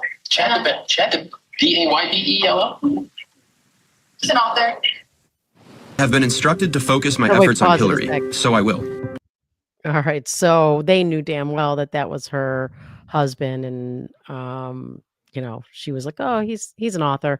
Now, this is the text messages between Chad and Lori. Okay, find out her percentage for me and JJ's. What do they have, like AI reading the text? Sounds like it. Producers on Court TV. So No way. That's Yes, go. that's That's what robots. they said. It's robots. She is 0.13. I turned up the pain to 10 and placed a spiritual virus in her. He is 99.99. Raphael visited him and told him to follow Amy into the light. I also assured him that James would live and take care of his mommy, which he will, with all of his heart and soul. That is sweet. I miss you desperately. When you get home, check Tylee. She is being super sweet and helpful, and she cleaned her room. See if she got switched. Totally not her. Yes, she was switched. Please let me know when you can talk, and I will explain it. One question. Do you want me to cause pain yet to those 2 3s you're riding with? Probably hold off on them until we arrive. They will be a big mistake to deal with. But I'll text you if they start acting up and we can zap them. Sounds great. Yes, if they are going to act up, we'll at least give them a reason to scream. I love, cherish, treasure, and adore you. What is the percentage now? What about JJ's too? Tammy is at 3, JJ's at 2. Both are being heavily shielded to stop intruders. 2 and 3%, not 0? I will explain when we talk. Okay, still feeling hot for you. Please check JJ. He just woke up saying crazy stuff, and you'll go back to sleep. He is talking to Blake. It's weird. JJ is still JJ. I am told his spirit recognizes Blake as evil and is unsettled by him. How is JJ now? Yes, he's at 0. He probably was partly through the veil, talking to people, both light and dark. Do you think there is a perfectly orchestrated plan to take the children, and we just have to wait for it to be carried out? You are doing everything right, my love. The Lord told me she is right on track. That's the children. There's those 2 beautiful kids. Keep going, because it'll explain it in the next one. I was supposed to be before this, but and like Jay's pretty much is like, we were covering Chad, and Jay was very reticent about doing Karen Reed. He knew what the temperature was out in these streets with that thing. He's like, man, I don't know if I want to do it. I don't know if we want to do it. I'm like, all right, well, let's start with Daybell. What do we do? 10 days of Daybell? Something like that. About right. And then we pivoted, but yeah, it was an insane trial though. Back to my original death percentages that helped us track Charles, Ned, etc. Tammy is very close. Her percentage has fallen steadily since Hiplos left. It's encouraging. Yes. Did your dad ever talk to you about people being close to death? Yes. Do you recall any specific people your dad talked to you about being close to death? Yes. And who was that? Well, my mom was one of the people, but it was not death so much as how connected your spirit was to your body. My mom would feel lightheaded and say she didn't feel quite connected to herself, and they would reconnect her spirit to her body. When your dad would talk to you about castings, did he explain to you anything about the body having to die? No.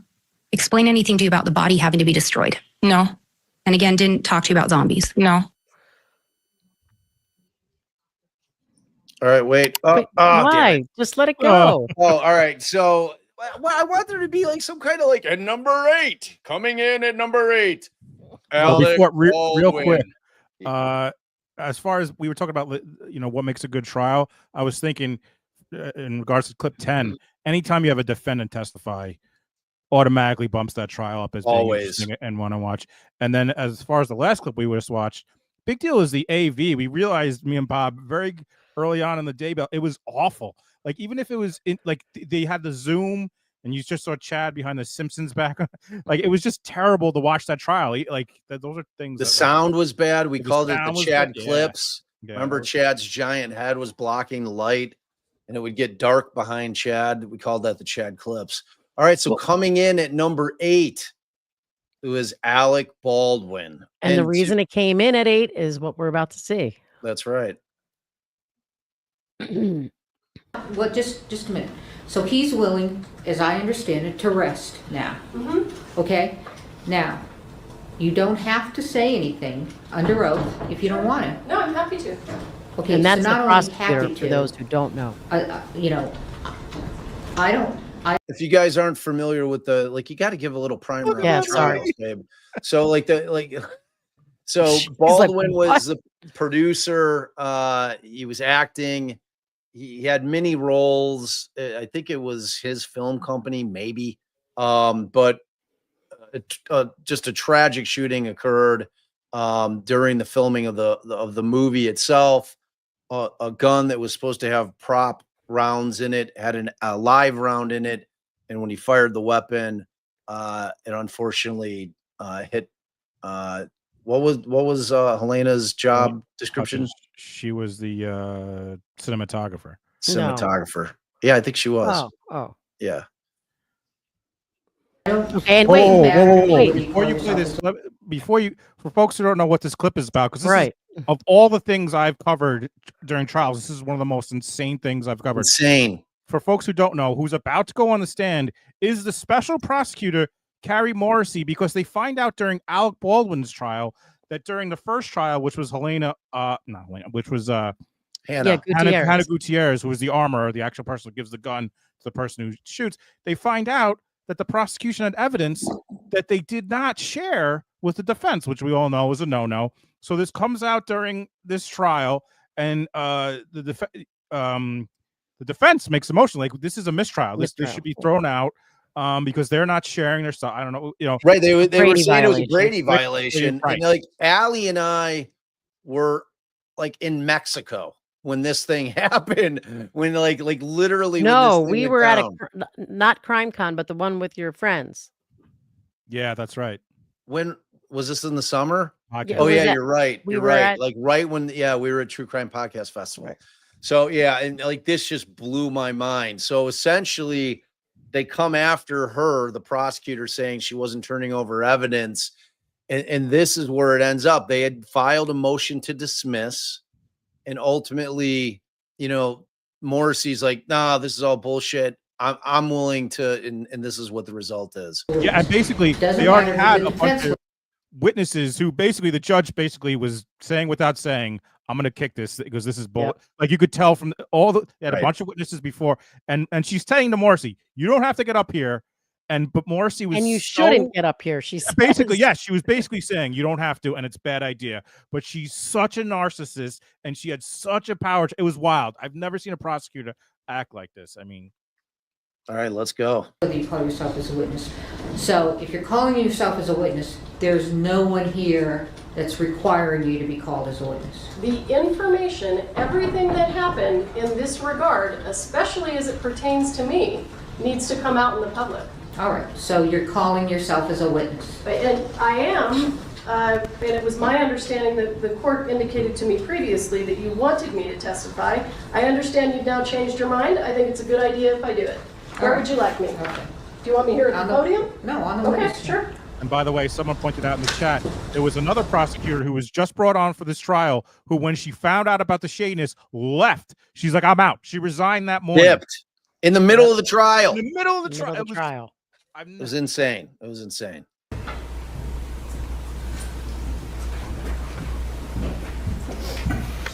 All right, Ms. Morrissey, precluded by state intransience. The state is highly culpable for its failure to provide this discovery to the defendant. The state unilaterally withheld a supplemental report. All right. So did Cameron edit some of your clips out? I didn't send this one. I don't. Well, this think. is her ruling. So we Maybe didn't I see did Morrissey. send this. She said that a lot of the clips that you sent her had notifications popping up all over, so she had to edit it out. Sorry, babe. Gotta hit that Thought I DND. sent the right ones. No, I did it again when that happened. I mean, Cameron would say otherwise. Santa Fe County Sheriff's Officer made the decision, and apparently also with the prosecutor, as pursuant to Hancock's testimony, that the evidence was of no evidentiary value and failed to connect the evidence to the instant case. The case agent, as well as pursuant to Hancock's testimony, Ms. Morrissey, was aware of the new evidence and yet did not make an effort to disclose it to defense. The state's willful withholding of this information was intentional and deliberate. If this conduct does not rise to the level of bad faith, it certainly comes so near to bad faith as to show signs of scorching. Prejudice. Wow.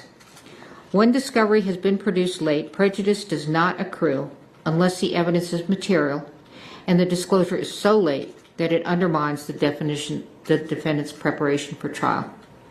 The court concludes that this conduct is highly prejudicial to the defendant. The jury has been sworn, jeopardy has attached, and this disclosure during the course of trial is so late that it undermines the defendant's preparation for trial. There is no way for the court to right this wrong.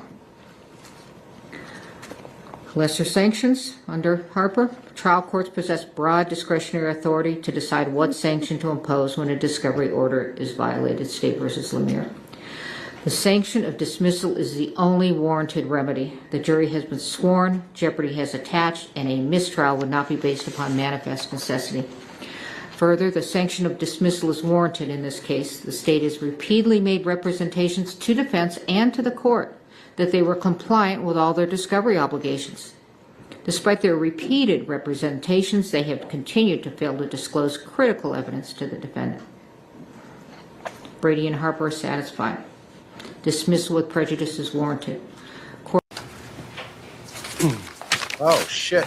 Wait, Cameron. Cameron has the verdict in Nicolae Muir. By the way, for folks, just to give you a little recap of what happened when she got up there, Alex Spiro, who was the attorney for just blip past it. Okay, go ahead, Jay. Alex Spiro, who was the attorney for Alec Baldwin, who did one of the best jobs I've ever seen, in my opinion, just destroyed her. Got her to admit that she basically said Alec Baldwin was a piece of shit, and it was dismissed. And by the way, Alex Spiro now Jay-Z's attorney. Yeah, and also Morrissey brought emotion. She was trying to pick the fight again. Yep. Which I think as of this week she withdrew it. Yep, it's done. I think it's done. All right, so she was fighting for a while. Cam had accidentally stuck in Muir's I saw verdict. it play.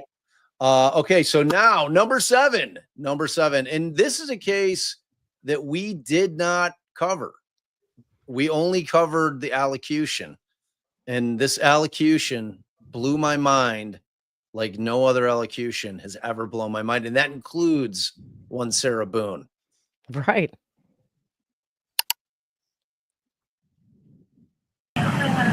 Give him time to find that thing and see if he can watch it. I'll find it. All right, so real quick, this is a phone call. Okay, this is a phone call. So this is Melody Farris. She is the defendant. She is alleged to have murdered her husband in the basement and then buried his body in their burn pit on their property. As you can see, they have a very big property. She's standing trial. This is a jail call between her and her paramour, a man named Rusty. So that's what you're hearing here. Again, and see if I can watch it. I would have never not called you. I would have never not called you. Thank you. So when did you recant? 2 weeks ago. I've been trying to ever since last year, and Bobby just said, "You don't need to say nothing unless something happens, because if nothing happens, then it don't matter." Right. And I kept telling him all the time, "Bobby, it's killing me that I said something wrong." Well, even how they said it today in court, the second go around wasn't right. Well, there was nothing to tell you, so. I know, and that's what I said. I told them that 50 times. Well, there still is no evidence. No, I think everything they've got can easily be explained. Well, and I don't know that they've got anything. Well, that's true, too. Because there is nothing to have, because I didn't do anything. Right. Just remember that Michael knows how sick he was and what he was going through. I do know. I know, baby. I know, and I'm not upset with you. Thank you. Just remember, this is all us. You need to go back and really watch it, and all of it. I will. I'll do my best to call you back tonight. Okay. After you've watched it. All right, so she was found guilty, okay, and this is her sentencing, okay? So she was found guilty of first-degree murder, I believe, and this is her sentencing. It was a pretty lengthy proceeding, and a defendant is typically given the opportunity to give a statement in allocution, where they can make a statement and say whatever they like. Typically, it's taking some kind of responsibility for their actions, apologizing to people, asking for mercy from the court and things of that nature. This one has a very, very different flavor. 2018, 6 years, 5 months ago today, began the worst nightmare that I could have ever imagined. Not only my world, but my family's world was absolutely destroyed at the hands of one person. I've had 6+ years of being told not to talk. Don't say that. Take legal advice. I could walk out of this courtroom today and drop over dead. I want to make sure that my children, my grandchildren, and Gary's family, and to be honest, at this point in time, the entire world who has viewed this. I have waited for years to make this statement to everyone. I want the world to know who did this. I have always heard that the courtroom is the last place you're going to get the truth. And has that ever been proven to be the truth in this case? Not only did I not do this, I know who did. I know Scott killed his father. He took my husband, the father of Chris, Emily, and Amanda. He took Big Daddy from our grandchildren, Ella, Addison, Olivia, Jax, and James, 3 of them who never got to know Gary. Scott, this is unforgivable.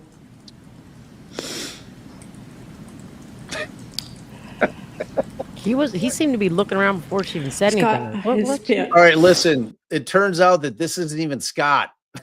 Like, it's not. No, somebody told me they were filming the wrong son the whole time. Oh, I think he's Lord. another one of the brothers. But But they at some point the two of them seem to be talking with each other or looking at each other. I get right. So Deanna says that this is not Scott, it's Chris. So like whoever the cameraman at Court TV keeps filming the wrong brother, he's still stunned. This thing just blows my mind. Entire life of loving and protecting you, but this I refuse to cover for you. Cut this shit. My mother. Who's he telling to mom. cut it? Like, like, does he think that this is like a movie? Like, cut. Like, hey, cut. Like, can we get her off set? Like, what? Judge, can we stop her from saying these things? I mean, no, man. There's no. Like, is he? I was wondering who he was giving the high sign to. Begged me to take the blame for this. She said after she talked to you, after Gary died, that she knew you had done it. Her exact words were, "You are his mother. You have to take blame for this." And I told her no, that I couldn't. I still have 3 other children, grandchildren, and this is not a stolen credit card, a check, or a diamond ring that you've pawned, all of which you have done. I saw you coming from that burn pile the morning of July the 5th in your truck. I might believe her. I don't know anything You about told the me that you were checking on the fire to make sure that it wasn't going to get the woods on fire. You told me it was okay. I asked you a few weeks later why you were at that burn pile in your truck. And you told me that your dad had told you to clean up the extra wood that was by the barn. I told Hayes that I had seen Scott that morning coming from the burn pile. So, Hayes, where is that recording? I want to know. You told me there was multiple recorders. You did, but you sat here in this courtroom and you told me, you told this court that you didn't tell anybody about recorders, but you did. So that was amazing. Like, that was so amazing that I was watching it in real time. Like, you weren't watching it, right, babe? Yeah, I was. I was floored. Oh my God, it was unbelievable. Oh, It was no, maybe so- you told me about it afterwards. Right. I was like, you have to watch this.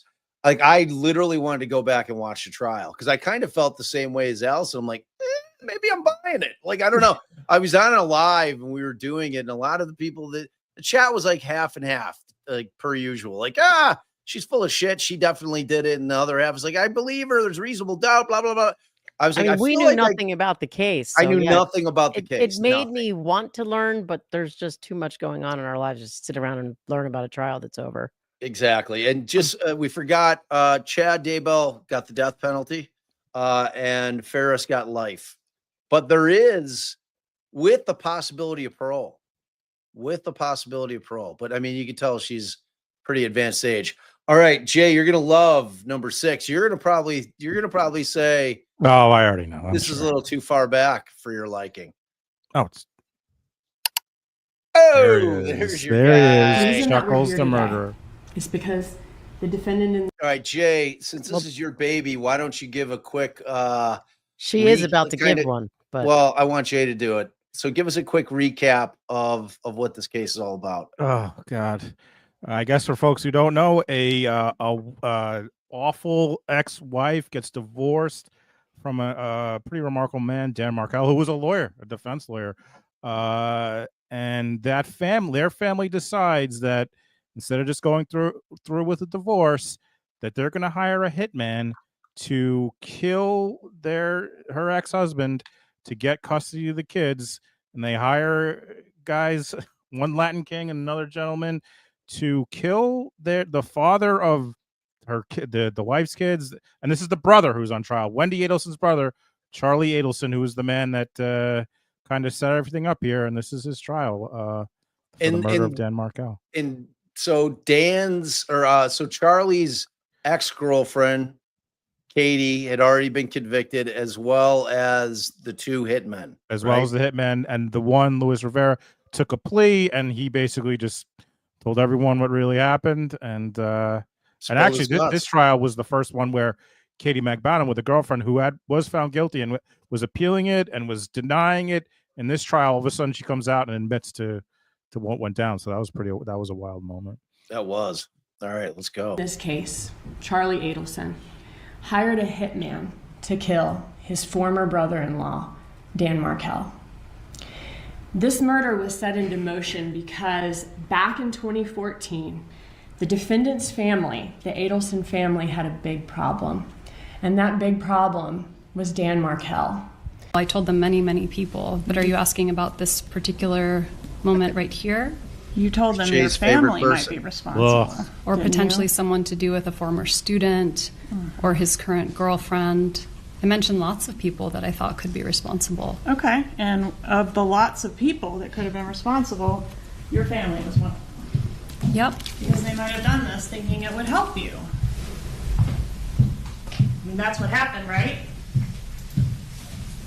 I'm sorry, I don't understand the question. Your family had your ex-husband killed to try to help you, didn't they? No, that's completely untrue.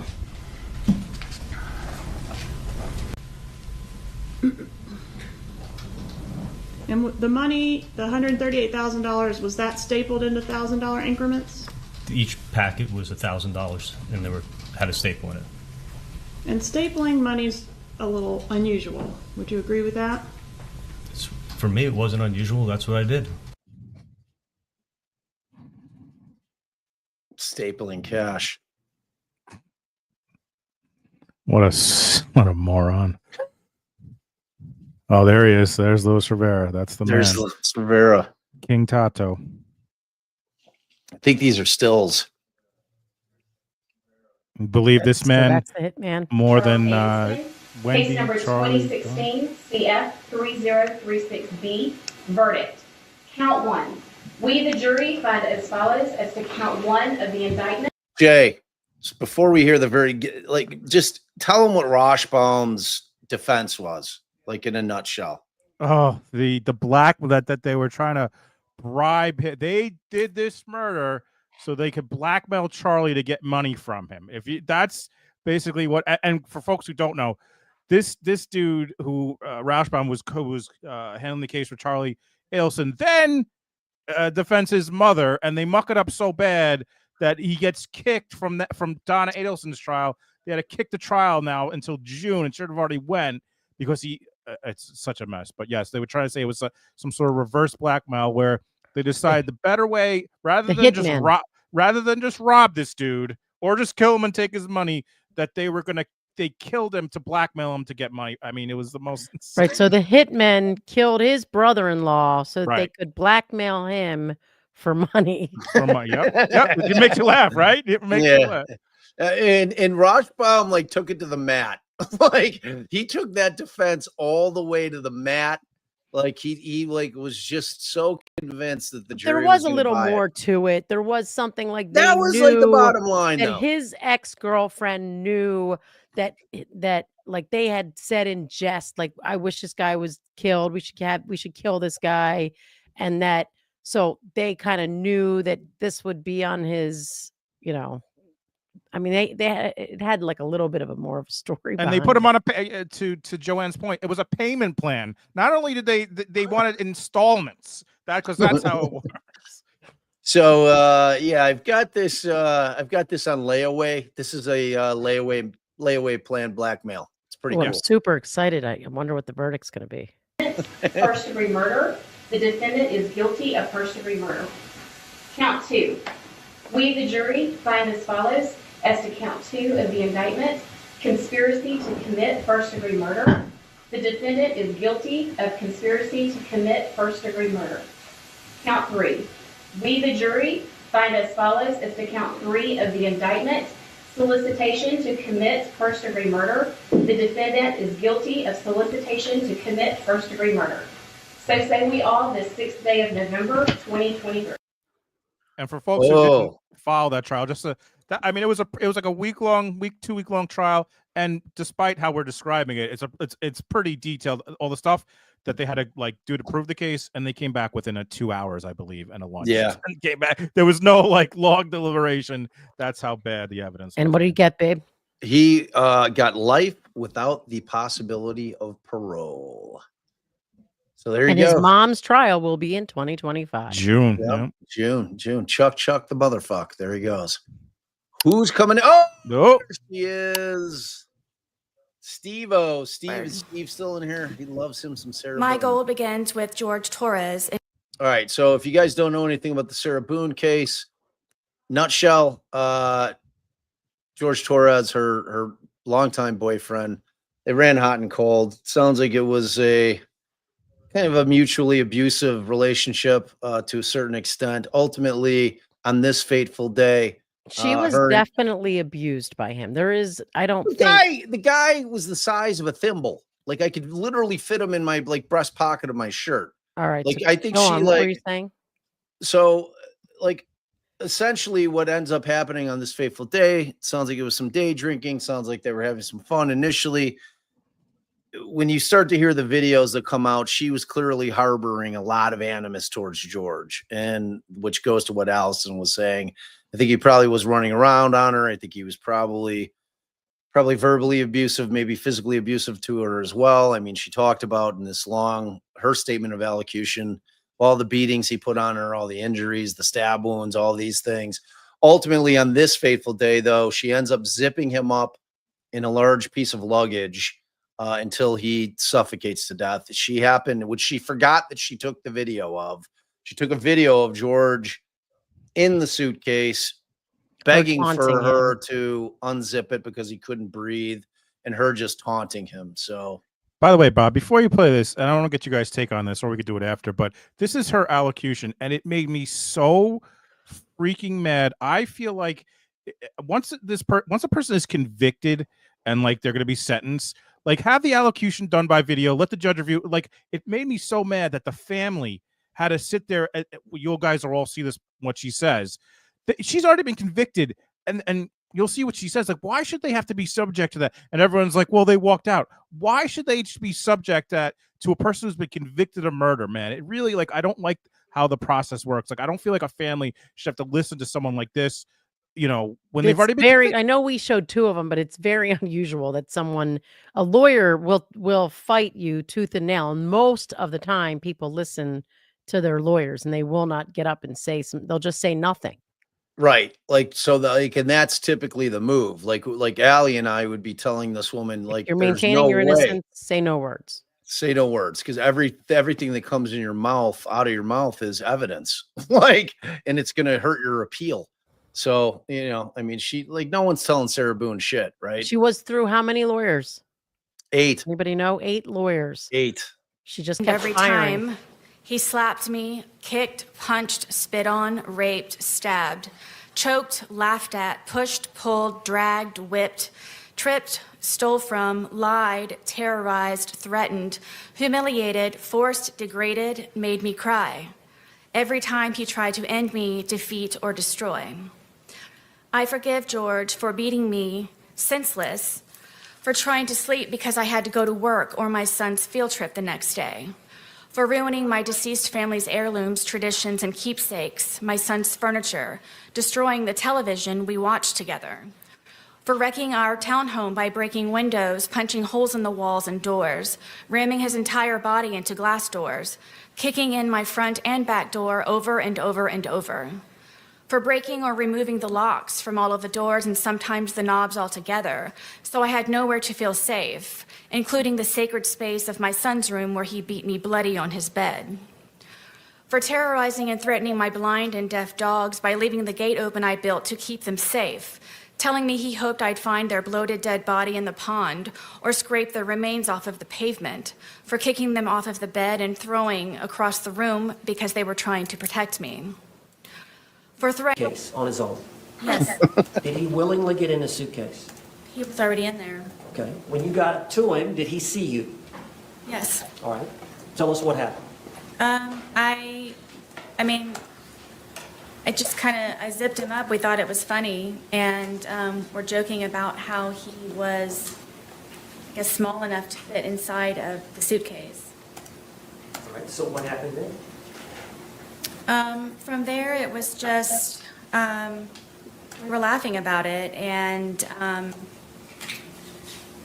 it was just strange that he was small enough to fit in there, and then I kind of moved it around a little bit with him in the suitcase still. It was still funny that he was still in the suitcase, just, I think he and I were just kind of, couldn't believe that he could fit in the suitcase. Did you eventually close the top?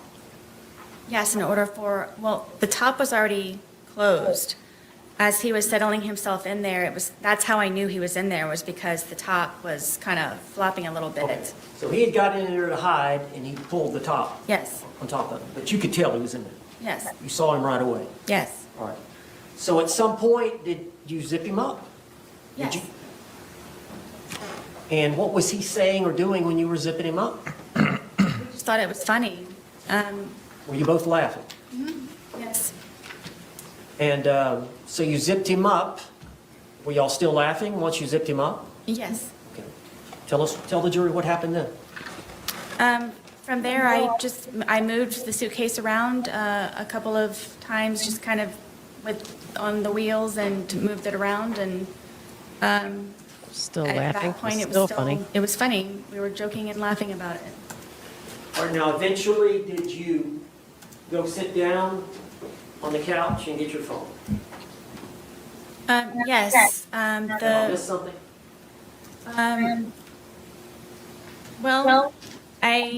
The suitcase had, for me moving it around, was flopped over. So while it was like that, I thought at that point I had a moment to, I guess, take the time to talk to him while I guess he was not able to get out for a moment. So you flipped it. You got it on the top, right? Yeah. It gets in, but at some point you flip it over so the zipper is on the bottom. Well, it was just kind of how I was moving it around, and it ended up kind of flopping, so. It was upside down. Yes. So after you did that, what did you do? That's when I went over and decided to videotape to just see the, I guess the gist in it, for him to understand that right now I feel safe, and right now I have the ability to actually speak to you in a manner that normally I would not have the ability to do. Yeah, I saw her And you were real intoxicated. conversational. Yes. And you would agree that you said some things you should not have. Yes. But you realized he could not get out and get at you. Is that fair? At that moment, yes. Sarah Boone and George Torres were down and out, as you can be. Their life centered around alcohol. Both of them suffered from Used to be called alcoholism. Now it's called alcohol abuse syndrome. And so day to day, they struggle with the use of alcohol. You can imagine that. It affected their jobs. It affected keeping employment. It affected even getting a job.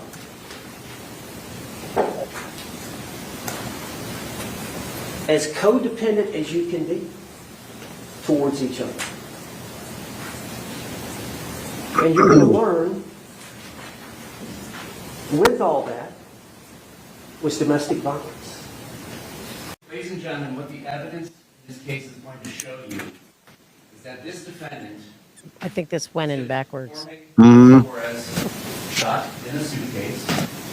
She was able to do this because at the time of his death, he only weighed 103 pounds.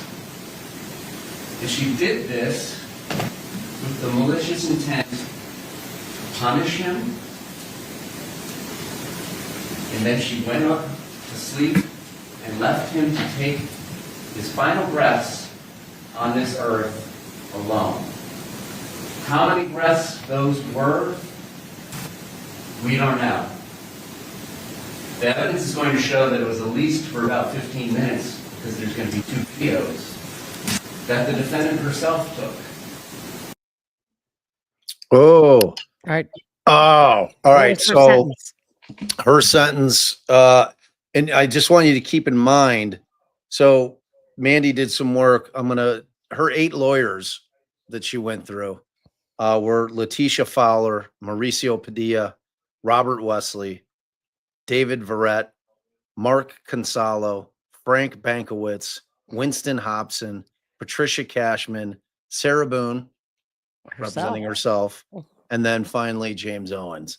And she was offered 15 years right before trial. She was offered 15 years right before trial, which a plea deal, which she rejected. And her sentence, hold on, I'm scrolling to it, was very stiff. It was a lot longer than 15 years. She got life. She got life with the possibility of parole, I believe. So, all right. So Sarah, in my estimation, got what she deserved. She's a terrible person. Like I don't doubt that all of that went on. You know, when she decided, I to don't know zip that him she up. did. I think she deserved less time. Personally. Well, she deserved maybe the 15 years that they offered. Yeah. Right. That was actually a pretty fair resolution. I mean, she did kill the guy. Right. Like, she knew he couldn't breathe, drunk or not. You know, Right. she killed him. And the state made that offer and she rejected it. All right. So number You're 4. coming in at number, no, isn't this 5? This is 4. This Oh. is 4. Crumbley came in at 4. So this would have been my number 1 case. Changes the whole, whatchamacallit. Changes everything. The whole landscape. The whole landscape of what we know as parents in this country in terms of criminal liability for acts that your children may commit outside of your presence, if you have knowledge that they are suffering some kind of mental defect or disease and you choose to ignore it, you choose to ignore your child and they go out and do something unbelievably horrific, you're on the hook. I warned everybody when this verdict came down. I said it flat out. I'm like, they're going to start, like, this case opened the door for every prosecutor all over this country in cases like this, where you have a school shooter. They're going to be digging into all of your text messages. They're going to be digging into that kid's bedroom, into his devices, and they're going to be looking to see if there were signs that a prudent parent should have known what was going on with their child. I think it was an incredible, like, out of 2024, it was the case to me that is going to have huge ramifications for the rest of the country. Every other case was kind of a one-off. You know, I mean, there's cases where You can argue that there will, that there may be appeals, it was no justice served, that there was justice served, but those are all kind of one-offs. This has just a long-standing effect on our country moving forward. One that you'll always be able to look back and say, yeah, that was the Crumbley case. These prosecutors, and believe me, prosecutors are in the business of getting convictions. Their job depends on it. Their raises depend on it. And, but it was a big risk. They knew this was no slam dunk. And I frankly was very, very, very shocked that this didn't end in a mistrial. I was very much of the mindset, because like the temperature out in the public was very much of, oh, there's no way in hell. Like half the people were like, oh my God, you're telling me now if my kid steals something out of a store, I'm going to jail for it. I'm like, no, that's not what this is saying. You need to understand the law. You need to understand what this is saying about parenting in this country. I was all for it. I'm still all for it. Anything that will slow down school shootings and will get parents off their asses to be a part of their kids' lives, I'm all for it. All right, let's go. That's Jennifer Crumbley. On my way to court today, I blasted Taylor Swift to warm up my voice and calm my nerves. And there was a line in one of her songs that summarized what this case is about. Band-aids don't stop bullet holes. And that's what this case is about. It's about the prosecution attempting to put a Band-aid. All right, so these are a little out of order. It's not Cameron's fault. I literally gave these videos. That's all right, we get it. This is the defense. But this is the closing. Oh. So this is these two somehow got flipped around. So they're going backwards. So it's going to go closing, defense, prosecution, closing, Crumbley on the stand, and then the openings. Could have skipped. But this closing to me was insane. It was like we as attorneys, they call it improper bolstering. We are not allowed to inject ourselves or our personal opinions or our personal experiences into the case. This is the opening. No, I think this is the closing. When she talks about some other stuff, is the maybe. Maybe you're right. All right, let it play. Okay. On problems that can't be fixed with a Band-aid. The prosecution has charged Jennifer Crumbley with involuntary manslaughter in an effort to make the community feel better, in an effort to make people feel like someone is being held responsible, in an effort to send a message to gun owners. And none of those problems will be solved by charging Jennifer Crumbley with involuntary manslaughter. It's the same effect as when your child comes to you with a boo-boo and you give them a Band-aid that they put on that doesn't take away the pain and can't undo what's happened to them.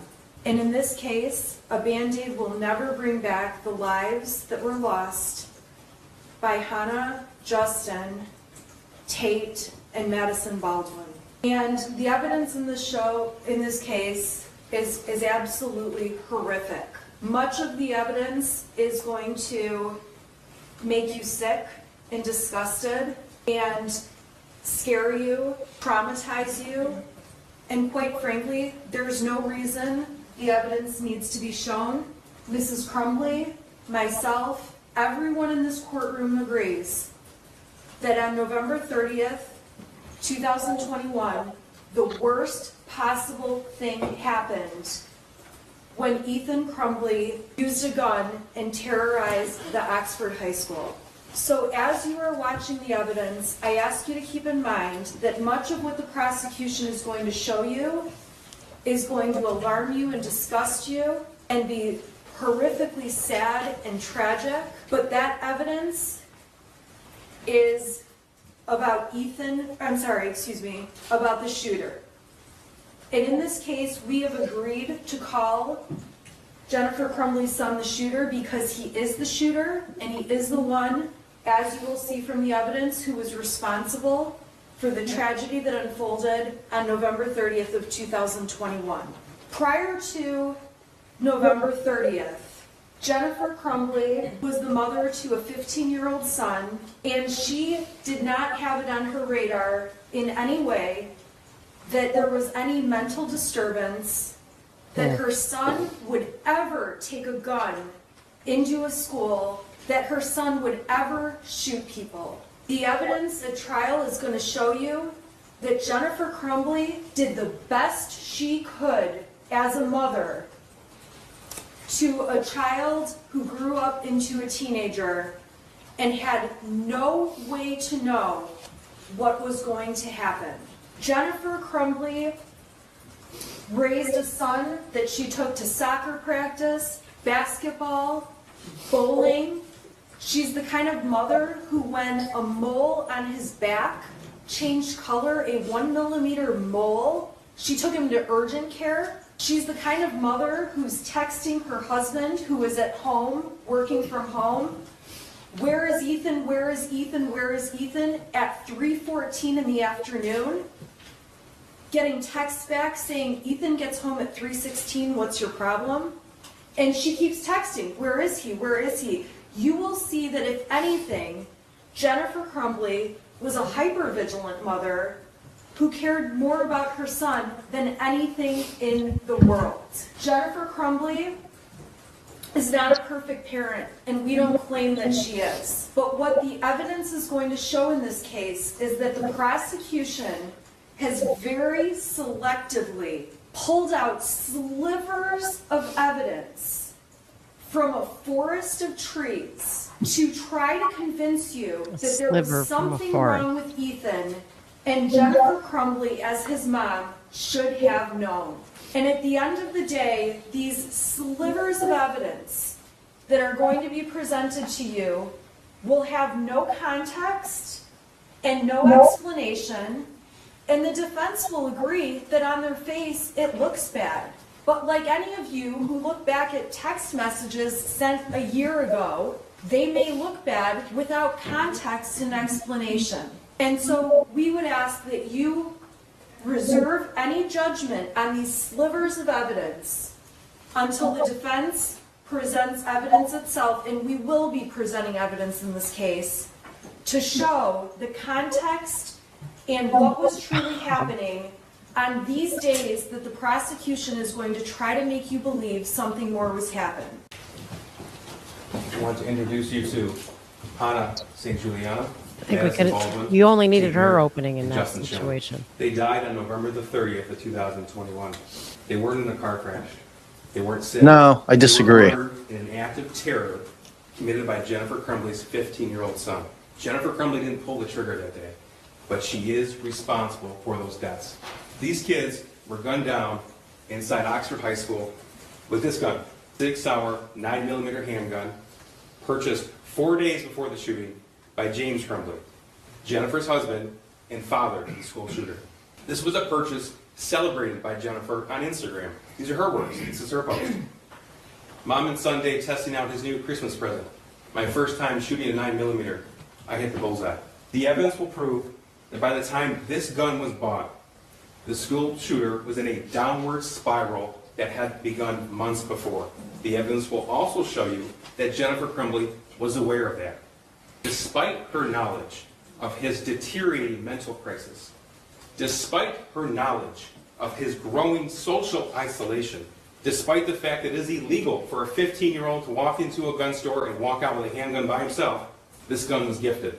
You will also learn that despite all of that background, this firearm was not secured in a way to prevent her son from gaining access to it. The evidence will also prove to you that even with all of that, on November the 30th, Jennifer Crumbley was still given the opportunity to prevent these murders from ever happening. Instead, she chose to do nothing. This drawing, this math worksheet, was sent to her November the 30th, 2021 at 9:30 in the morning. That's more than 3 hours before the first shot was fired.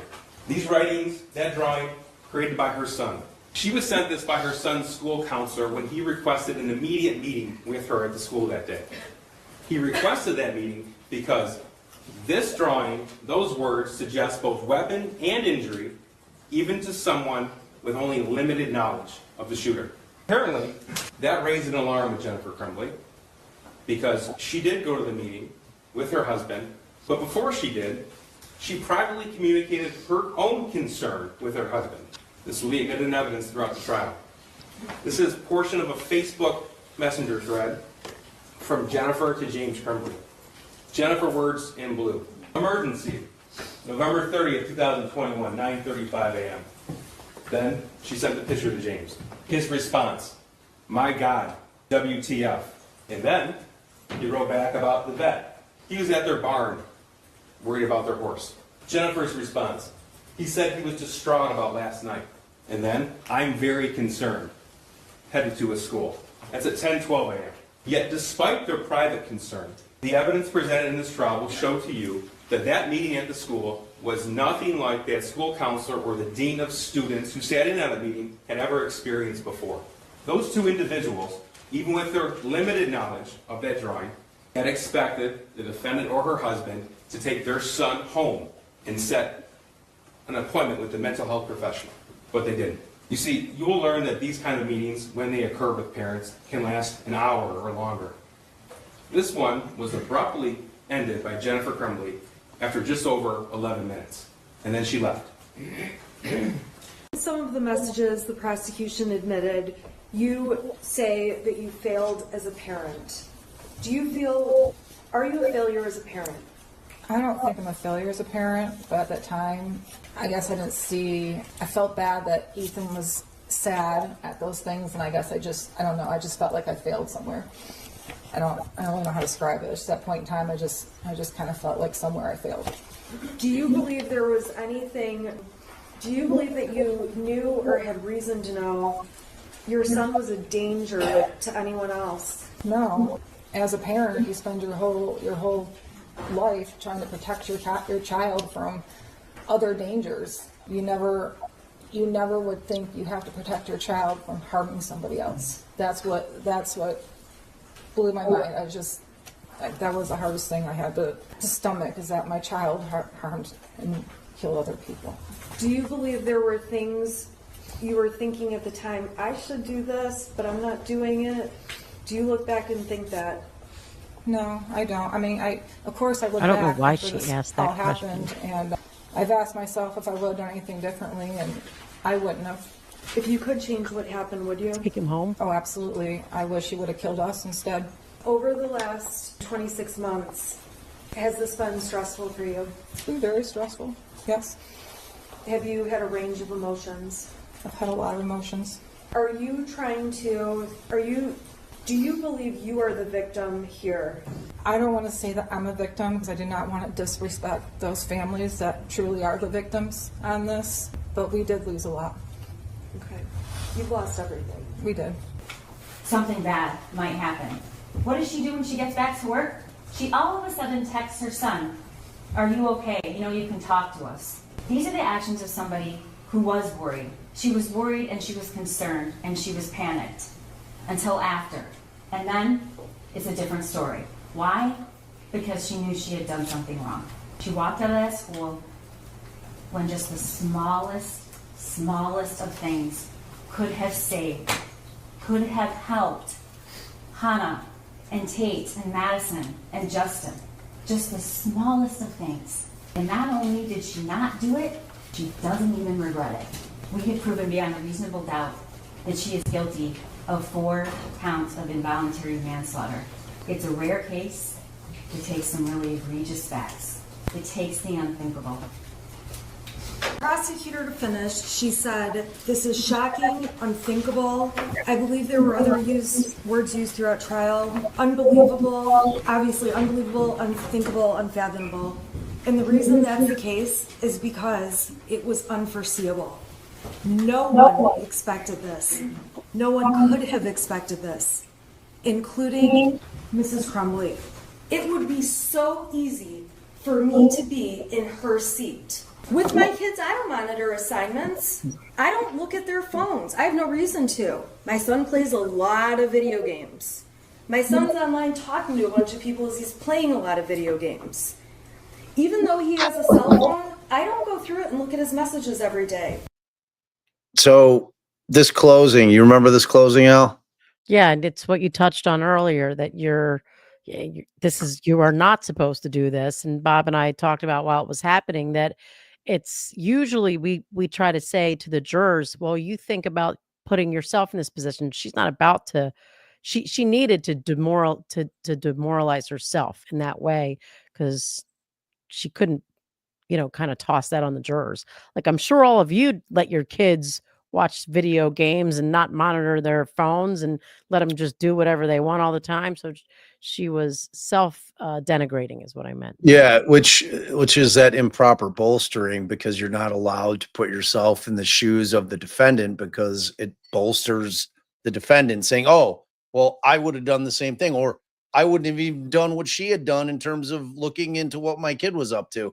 So it's like, it was shocking to me that the state never objected because it wasn't just one small portion. It was the entire closing argument was of this vein. It was crazy. I had never seen anything like it.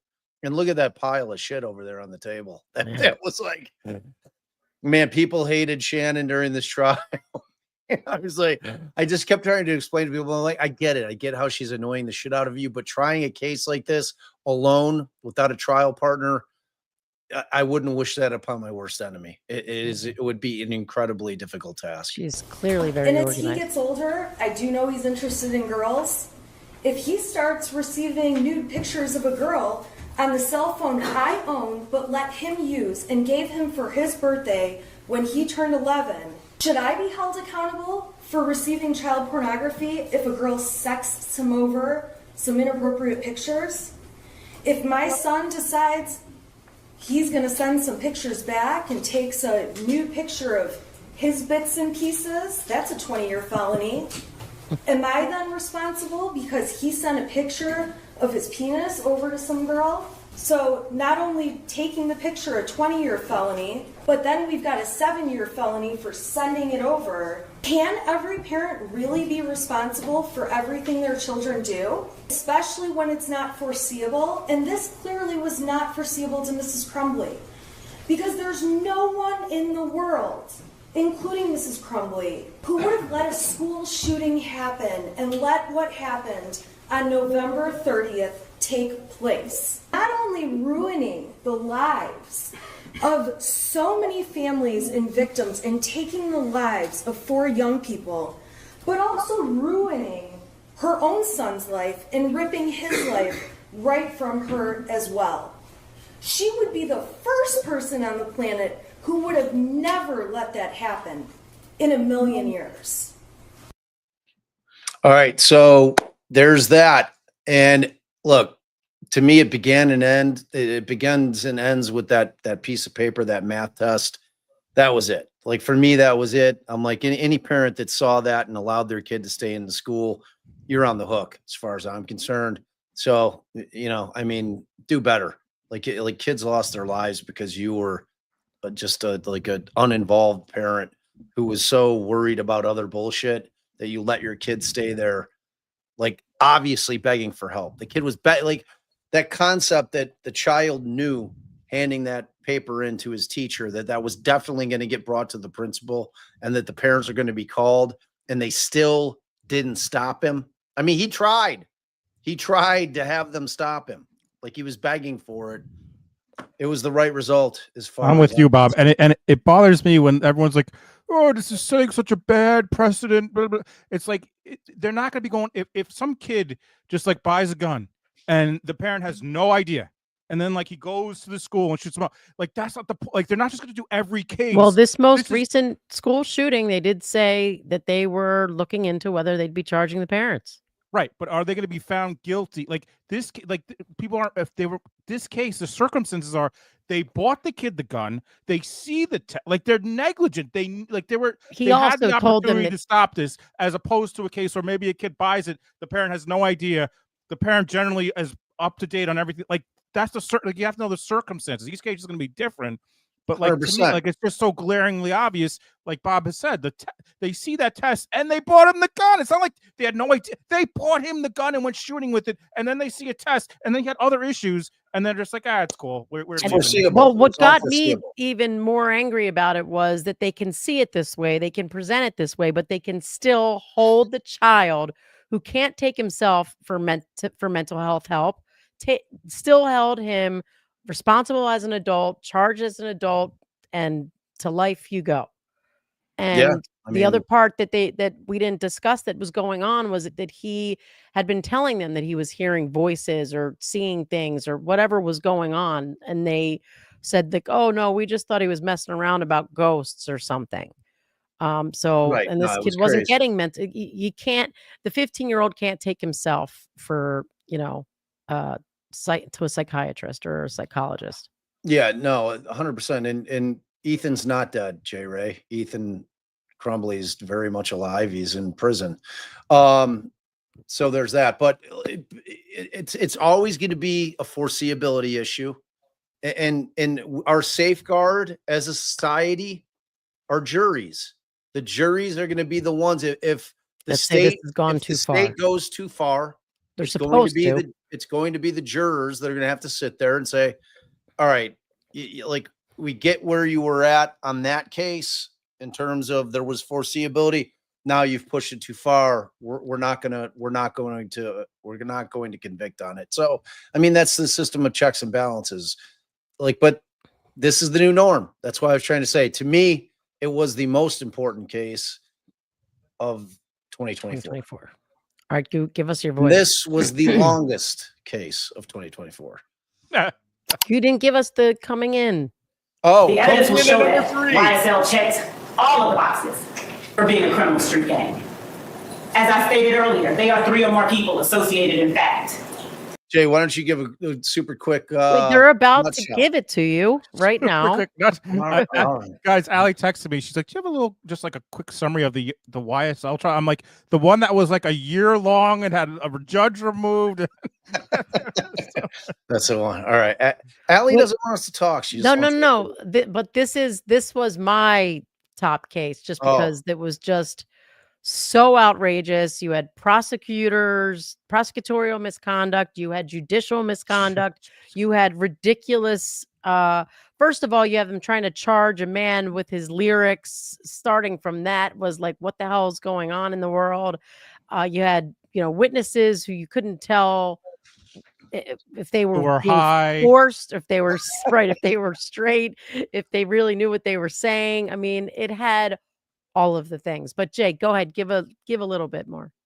I mean, basically, it's a conspiracy case where they're trying to say that YSL Young Thug's his record label was a gang that did criminal enterprises, including murders, when they really didn't have any evidence that they could string together to prove it. The judge, they had like you said, they had a judge who was assigned to the case who got kicked off because he had closed quarter meetings with the prosecution and not the defense. You had the witness, Little Woody, who I think Bob's favorite witness of all time, who was one of the keys to the case, who comes into court and is like, everything I said was a lie. I mean, there's so much that happened. It was amazing. And how long? Does anyone know how long it went on for real? Over a year, I think. It was at least I think, yeah.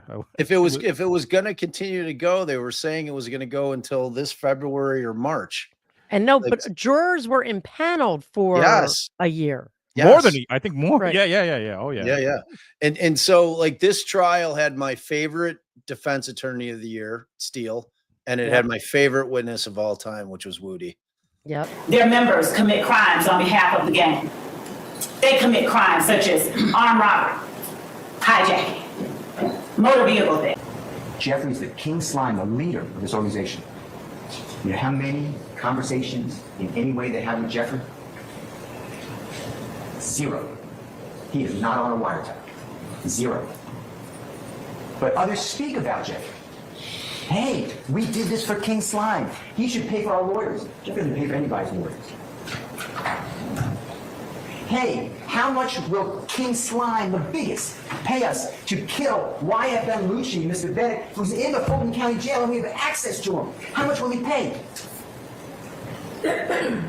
Jeffrey pays nothing. He doesn't encourage it. He's not even on there. But everyone talks about, oh yeah, he's going to pay big. That's a big one. He really wants it done. Those people don't even know Jeffrey.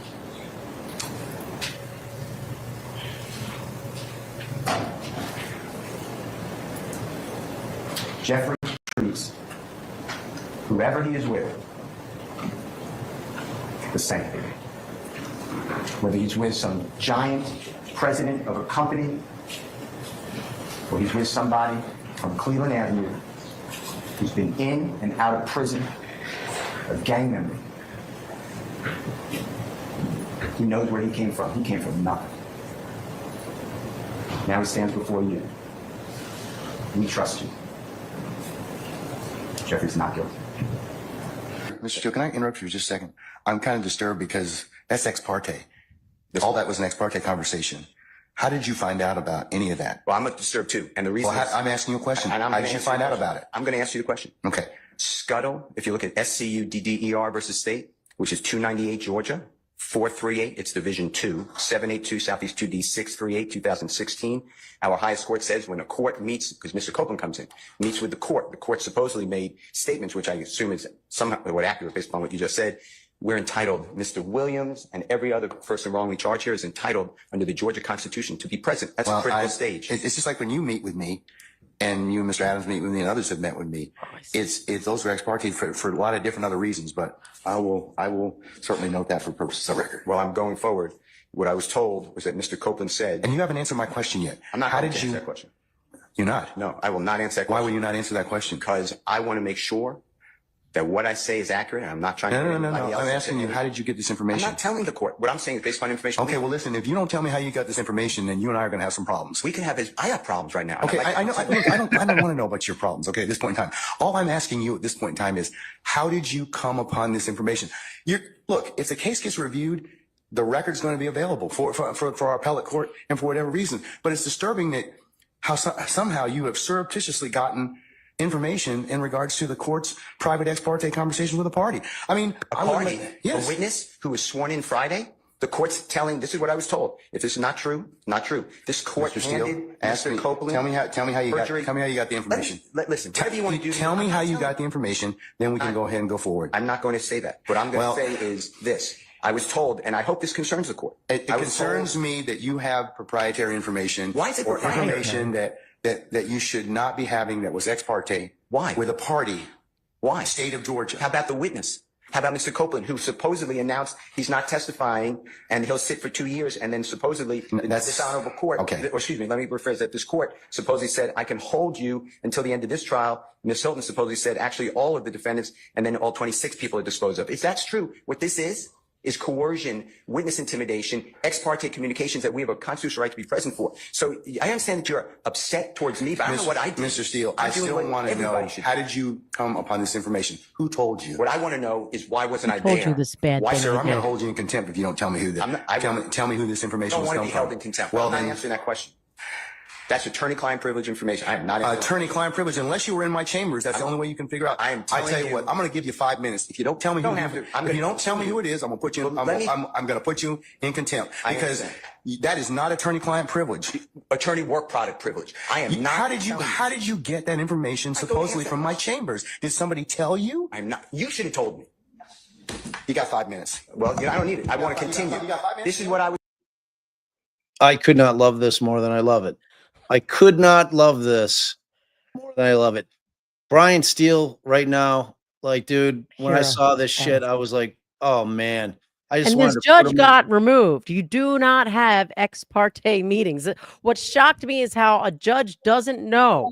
Every lawyer in the world was screaming, what the hell? He had an ex parte meeting. Sometimes you can have an ex parte meeting with the defense when the state knows about it and what it's for, because it might reveal the defense strategy. But you do not have an ex parte meeting with a witness who's sworn in on the stand and the state, and not even inform the defense. A secret meeting. So he was removed, but he thinks he's right, and that's what's weird. And he persisted. Like Yes, it was double down the road when he finally realized, yeah, dude, Steele's a gangster, man. Like he is. Like I would have carried him around on my shoulders, championing him. Hey, look, everybody. Oh, big no. balls, man. Big balls. Told Mr. Copeland made statements that he admitted to killing Donovan Thomas and was. Don't take my notes. No. Okay, Mr. Steele, would you take the podium, please, sir? I'm totally with you, Bob. He should have won your poll. He went to jail for his client, and then he got a plea deal where his client got no time, no jail, other time served. None of these defendants got time. Gangster, man. He should have won that poll you had. Every dude that saw that guy do what he did for his client, that guy, he's an OG forever. Legend. Forever and ever and ever, man. He's a legend. I recessed. I asked you, how did you get this information? And it is not covered by work product. There's only one way you could have gotten it. So I'm going to ask you again. And I respect that. And it gives me no joy. But as you know, Georgia Rule of Professional Conduct, please check me. Rule 1.6, comment 5 reads, and this is what I have. 1.6. I know what the rule says, but here's the thing. Well, you need to please tell me who you got it from. I'm not asking you sum and substance of anything as of yet, okay? But I need you to tell me how you got the information. If you don't tell me how you got the information, I'm going to hold you in contempt. I understand. I don't want to be held in contempt. And I don't want to hold you in contempt, but this is so sacrosanct to have a conversation in my chambers parroted to you and others. It is that serious. Yeah. And that's why I raised it. It is that serious that we should have been there and it shouldn't have happened. Sir, that's a whole separate issue. And that's why ex parte conversations are recorded. Why would it be ex parte? You're acting like it's ex parte under seal. It's ex parte. It's ex parte because that's what the state asked me to do. It's just like when you asked me for an ex parte conversation. I've never asked this honorable court or any court to meet with me and a witness. Sir, you're straying off the issue. I'm not. The issue is how did you get this information? I understand the issue. I promise you, I understand it. But what I'm trying to ask you is, if you look at comment 5, this is how I understand the law. You cannot you can't violate something and then use privilege. Okay? I'm not violating anything. Okay, but that's why I'm saying, how did you get information? But just listen to what I'm trying to tell you. The privilege would occur. The privilege in 1.6 would occur if you were in the right place, right time to begin with. You weren't. Let me tell you. I'm just reading from it. But if I'm reading it wrong, I'm not trying to. It says 1.6 applies not merely to matters communicated in confidence by the client, but also to all information gained in the professional relationship, whatever its source. So you're asking me to break, you're ordering me, maybe, you're asking me, I'm not saying you're ordering, but to give you information, and you're saying it's not substance, but I'm telling you, I can't do that under the bar rule. All right, well, I'm going to hold you in contempt. And you can think about it. 5 o'clock today, we'll see where you are at that stand on that point. Because no, that's not what I understand the rule to be. I've not asked you sum and substance of what was said. I asked you how you got it. I can't do that. Yes, you can, because I have an idea how you got it. Well, your idea. I have an idea how you got it, but that's improper, sir. Your idea may be wrong, and you're asking me to listen. I told you the first time. And I'm not sure. I don't want to hold you in contempt, but this is that serious, Judge. You cannot eavesdrop and get information that was not meant for you to hear at that particular point in time. Judge, listen. I'll do whatever you want to 5 o'clock or thereafter. But what I'm trying to tell you is, Your Honor, this is so serious to me. We need a hearing. I'm moving for a mistrial. It is my understanding, based upon information belief, from whom? Part of it. From whom?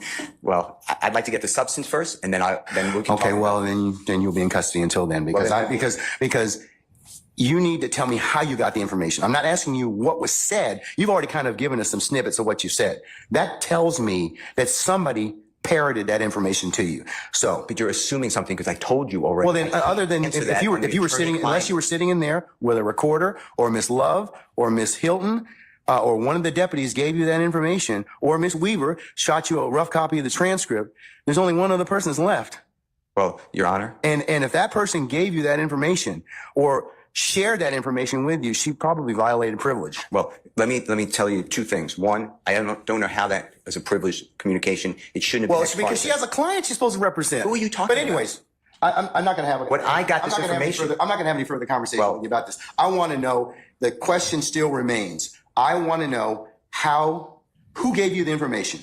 I'd like to know what information happened outside her presence. That's really it. He can go into custody at this point. I think that the court needs to again declare a mistrial based upon. Okay, and I'm going to deny your motion. I'm going to deny your motion. I understand. Man, can I get a water or something?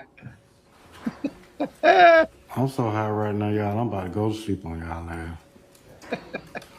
I ain't gonna tell you no lie. I don't know nobody in the courtroom right now. So you're not tied with Lil Rod in order from growing up in Cleveland Avenue? And this is a different witness. You also know who shot who, don't you?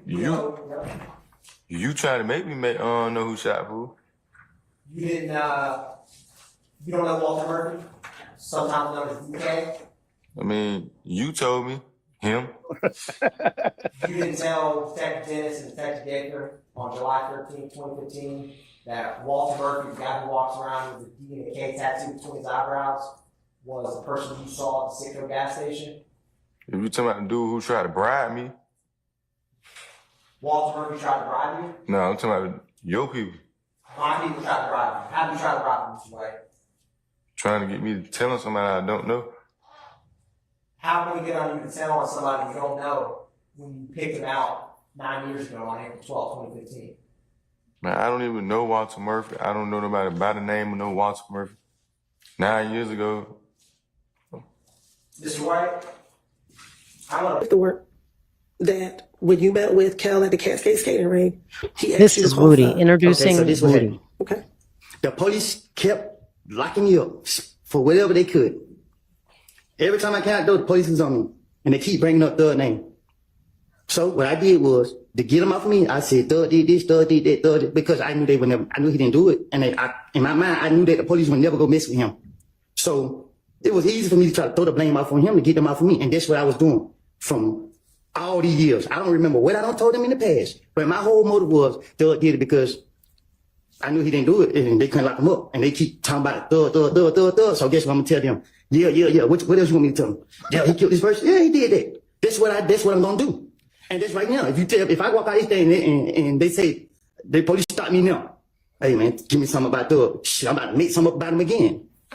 On January 11, 2015, when you went to speak to the police, when they called you, did they ask you about Thug or did they ask you about the murder of Donovan Thomas? I don't know. I don't remember. Did you go down to the police department on your own to tell them that you did not kill Donovan Thomas?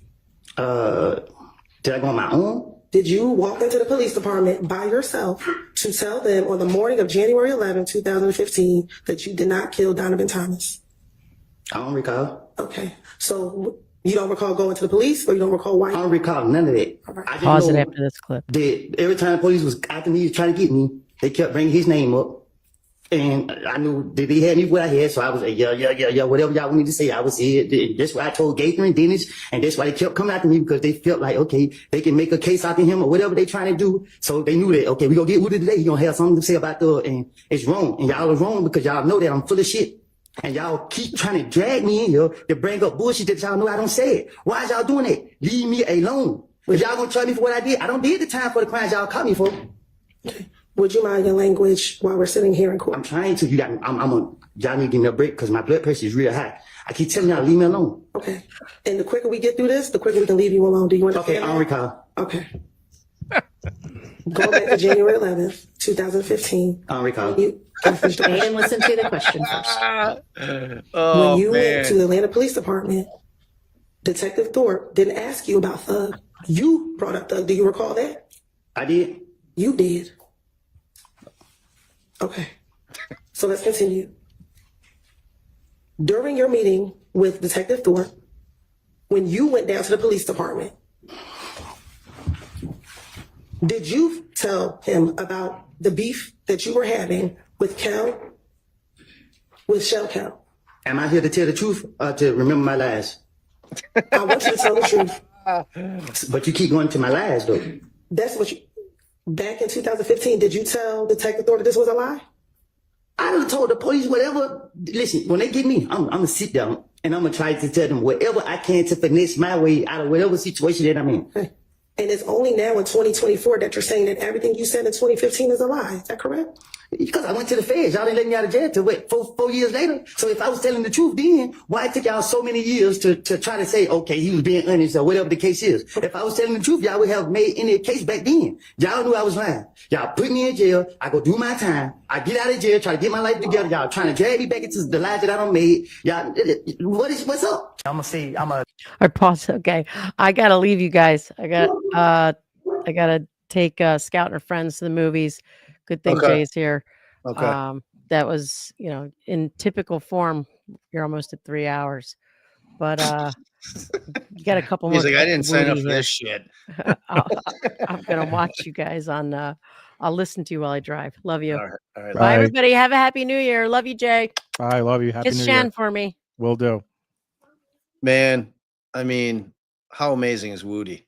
He is. And by the way, we didn't watch, but a little additional part for folks who didn't watch.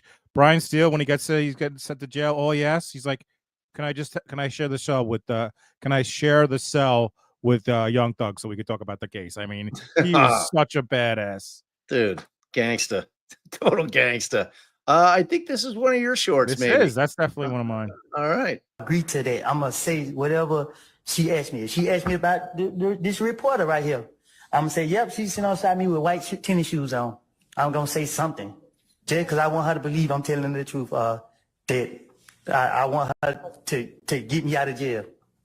Well, she has on white tennis shoes, don't she? Don't you got on white tennis shoes? She got on Chucks. Right, and they white, right? What color your shoes is? Okay. She got on Chucks. So you telling the truth? What color your shoes is? She said they white. Right, so you're telling the truth then. That's what I'm trying to tell you. So, like I keep telling you, y'all don't have y'all facts together. So I'm asking you a specific question. Did you tell police that Thug had an issue with Rich Homie Quan bringing members of If Gang to his condo? Again, when I'm talking to the investigators, I'm gonna tell them anything to get them off of me. But as I sit right here, I'm telling you the God honest truth that Thug, I had an issue with Rich Homie through threat. And about my partner, whatever he with, I'm with. They don't have nothing to do with YSL. Y'all trying to make it seem like this has some, just because they don't have nothing to do what I do and what threat do, they don't have nothing to do with YSL. I still don't think I heard an answer. Did you tell police that Thug had an issue with I Rich just answered Homie you. Quan? I don't think you did. Oh, if you did, I did not hear you. So I'm you could sorry. repeat your answer. I said that Thug was trying to protect Rich Homie. He was calling us saying that, man, hey man, leave Rich Homie alone. Like, he don't tell me what to do. So that still didn't answer the question. Yes, no, I don't recall. Did Thug have an issue with Rich Homie Quan bringing members of If Gang to his apartment? Thug, did you have an issue with Rich Homie? I'm asking you for what you told the police. He's trying to ask and him. I'm answering you. I just told you several times. I tell the police anything. Okay. Do you recall talking about the shooting at the studio Jeffrey's with back Rich there Homie Quan's laughing. car? Oh, well, okay. Oh, I had a feeling that's what it was. Yeah, that's what it is. So that trial, man, it's like we wanted to cover it, but man, it was just so damn long. There's but no way. Couldn't it do had it. so much great shit though. It was such a just a banger trial, but it was The like problem so was, long. Too, it was like there was great stuff and then just long breaks. Just long breaks during a day, week-long breaks. I mean, it would have been impossible to cover it. Oh, dude. And I mean, Woody was on the stand for what, a month? He was on for a while. Yeah, dude, it was at least 3 weeks at least. Yeah. It was a lot, man. And it was a banger though. Like one of my favorite Twitter accounts or X accounts was that what's it called? The Young Thug, the person who was doing all the young Thugger Daily. Thugger Daily, man. Yeah, he So did a great job. Great job. It was a great job. Because I mean, you had to like really sit there and dig in on that. There were a couple. There was a YouTube channel that really had great coverage of it, and then Thugger Daily. So yeah, big time. So here we go. Not too surprising. Karen Reed came in at number 2. Obviously, it was another case where you had some pretty prominent defense attorneys. This was kind of a pretty big year for defense attorneys in general. There were a lot of defense attorneys that were kind of spotlighted in a lot of these cases, and this was a really, like, if you look at it on the face of it, it's not that fascinating of a case, but kind of the whole way it went down, man, it was a crazy one. That's for certain. He told his high school buddies that he was searching her phone for nude photos of Karen Reed, and he was disappointed he hadn't found any yet. That is the professional and unbiased investigator who was chosen to lead the investigation into the death of John O'Keefe. The best of me with that figure of speech. Well, let's talk about your figures of speech. During the course of your investigation, your figures of speech include the following. She's a bitch. Objection. Is that right? Yes. A whack job, correct? Yes. A retard, right? Yes. Her balloon knot leaks, right? Yes. No ass, correct? Yes. She's fucked, according to you, right? Yes. Ass leaker. That was the word you used, a figure of speech, right? Correct. A girl who shits herself, right? Correct. And then fuck her, correct? Correct. Would you agree, Trooper Proctor, that you have dehumanized Karen Reed during the course of your investigation with comments and words like this? Objection. I'll give you this one, Mr. Jackson. Would you agree with that? I would say based off that language,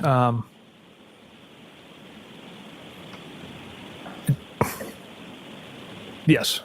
And you admitted, in your own words, that the cop homeowner wasn't going to, quote, catch any shit, right? Correct. Because you were out to quote, make this cut and dry. Isn't that right?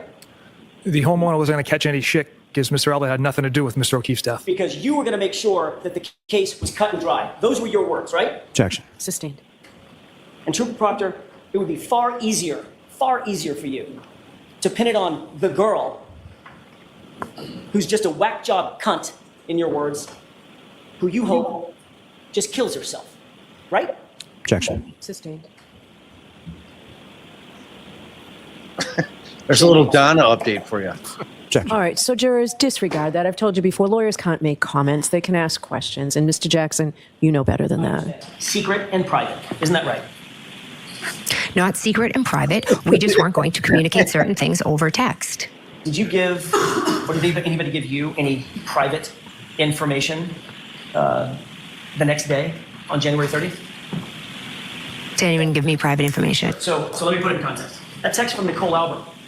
We'll get more info tomorrow. I don't want to text about it. That was on the 29th, right? Okay. So did you get additional info on the 30th, the next day? I have no idea. Did anything significant happen on January 30th in connection with this case? Any meetings, any get-togethers, anything that you can think of? I went to the O'Keefe's house. Other than that, anything else? On the way home, Carrie Roberts' daughter is good friends with Michael Lank. So we dropped her off at Michael Lank's house, and Mike's wife came out of the house. Him and Carrie are friends, and she, jumped in the car and was consoling Carrie and asks how the O'Keefes were doing. This new story for this jury because you think it helps you out? Absolutely not. Would you tell us if you did? Yes, because I'm an honest and truthful person. Were you allowed, that group of folks, were you allowed to discuss the case without a police presence?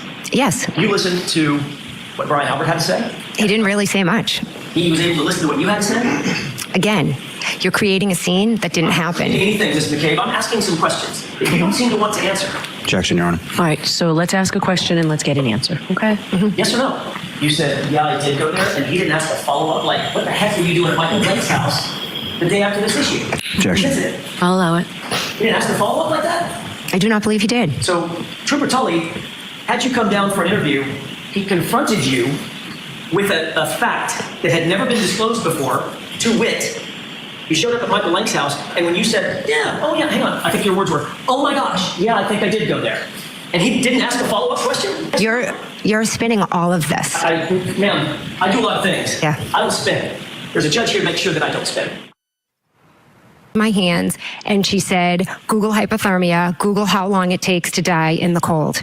And so I had my phone out, and it was cold, and my hands were frozen, and I have MS, and I took my phone out while she was screaming and shaking my arm, and I attempted to Google how long does it take to die in the cold. That Google search. Fact is that you deleted your call record before you turned your phone in, didn't you, Ms. McKay? That's what that report shows. Absolutely not. You sanitized your phone because you didn't want the police to know who you had been calling or the fact that you had been calling John O'Keefe's phone incessantly, correct? Incorrect. I willingly turned over my phone. After you deleted your phone call logs, correct? Absolutely not. What date did you turn your phone over?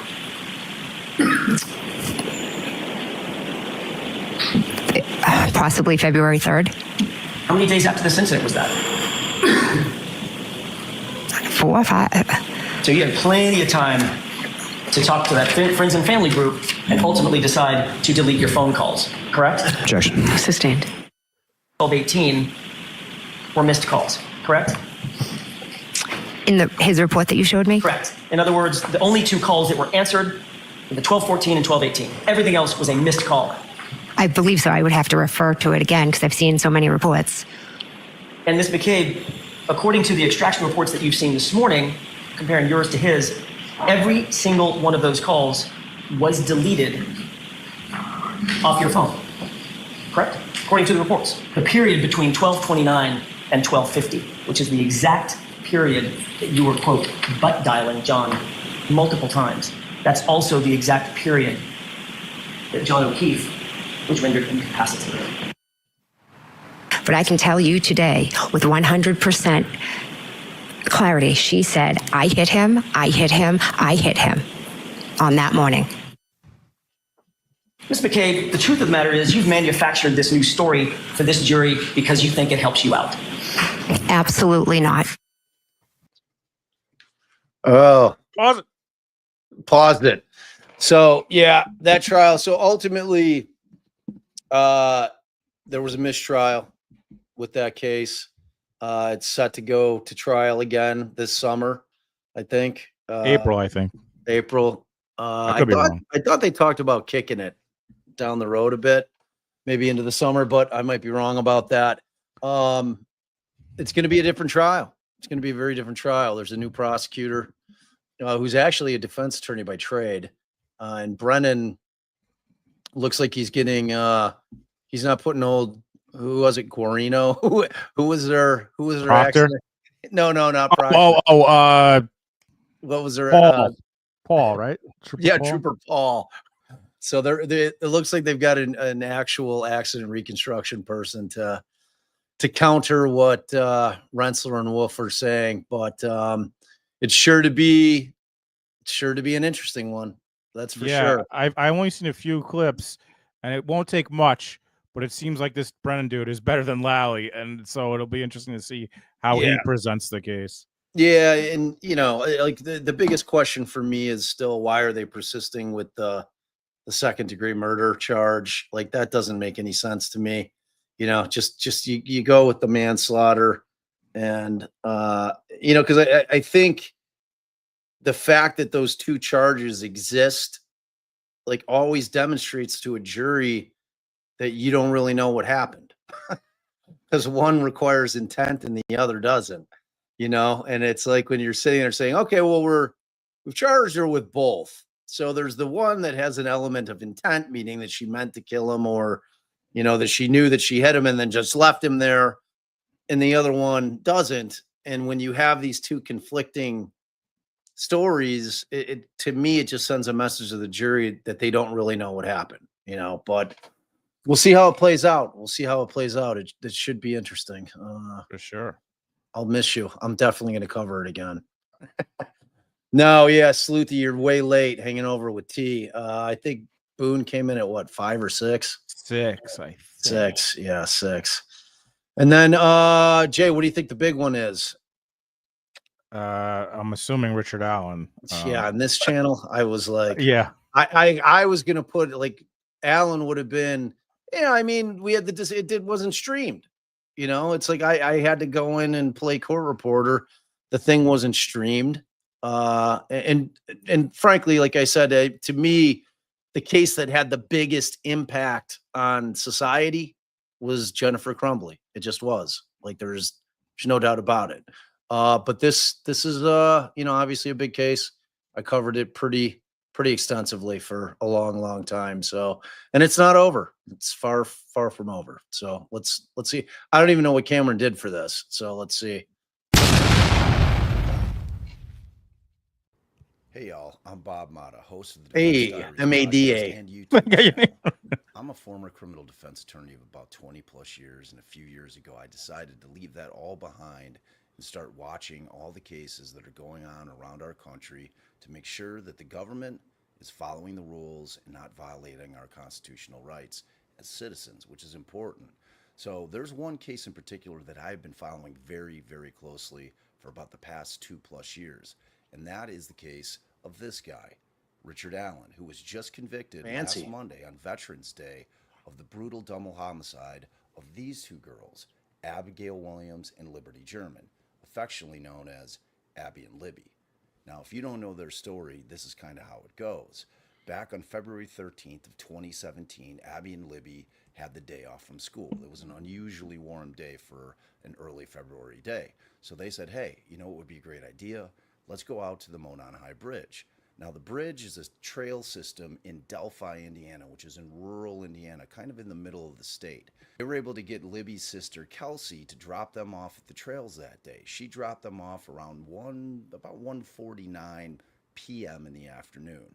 Now, Libby had called her dad and said, hey, Dad, I need you to pick us up from the trails. He said, hey, I'm working. I'm probably going to be like 2-3 hours before I'm able to get to you. The girl said, that's fine. We're going to go out. We're going to walk the trails. We're going to take pictures. It'll be great. Just let us know when you get here and we'll come out and meet you. So time passes. At around 3 o'clock, Libby's dad arrives at the trails. He texts Libby, nothing. He calls Libby, no answer. He starts to get very worried. He gets out of his car, starts searching the entire trail system, and at that point, he's concerned. So he calls Libby's grandma, his mom, and says, hey, the girls are missing. They're not answering the phone. I don't know what to do. She said, well, keep looking. I'm going to head over to the trails and help you look. She gets over there. They look. And finally, at about 5 o'clock that day, they call law enforcement. And they say, hey, we can't find our girls. We need help, and we're scared. So at that point, law enforcement started a search. That search went on until about 2 a.m. Now, there's some kind of conflicting statements and information out there about how long that search actually went on, but that was kind of the story that law enforcement stuck with. That it went till about 2 a.m. and they had to shut it down. Obviously, it was pitch black out there, but everyone in town that had heard about what was going on was out helping. It was a massive search effort that night. The following day on the 14th, they got started bright and early. They had huge amount of citizens that were out there willing to help search. They had all hands on deck in terms of law enforcement, fire department. Finally, sadly, at around noon that day, they found the girls and they were deceased. And it was a very unusual looking crime scene. Fast forward 5 years, that case goes cold. They search high and low to try to find who had done this. And they came up with several suspects, but they were never able to make an arrest. Finally, in October of 2022, Richard Allen, he's arrested. So here's the thing about that conviction. And you might have been hearing about it out in the world or out on your socials, but a lot of people out there don't think that they have the right guy in prison for the homicides of Abby and Libby. As a matter of fact, a lot of people think that they have the absolute wrong guy in there. And you may be asking yourself, well, why? They convicted him. Well, here's why. So the evidence that they had against Richard Allen are three things. One, they had the fact that he went and made a statement to law enforcement the day after the girls were found. He's telling them, look, I was out at the bridge. This is the time I was out at the bridge. This is who I saw. This is what I was wearing. He handed over his phone.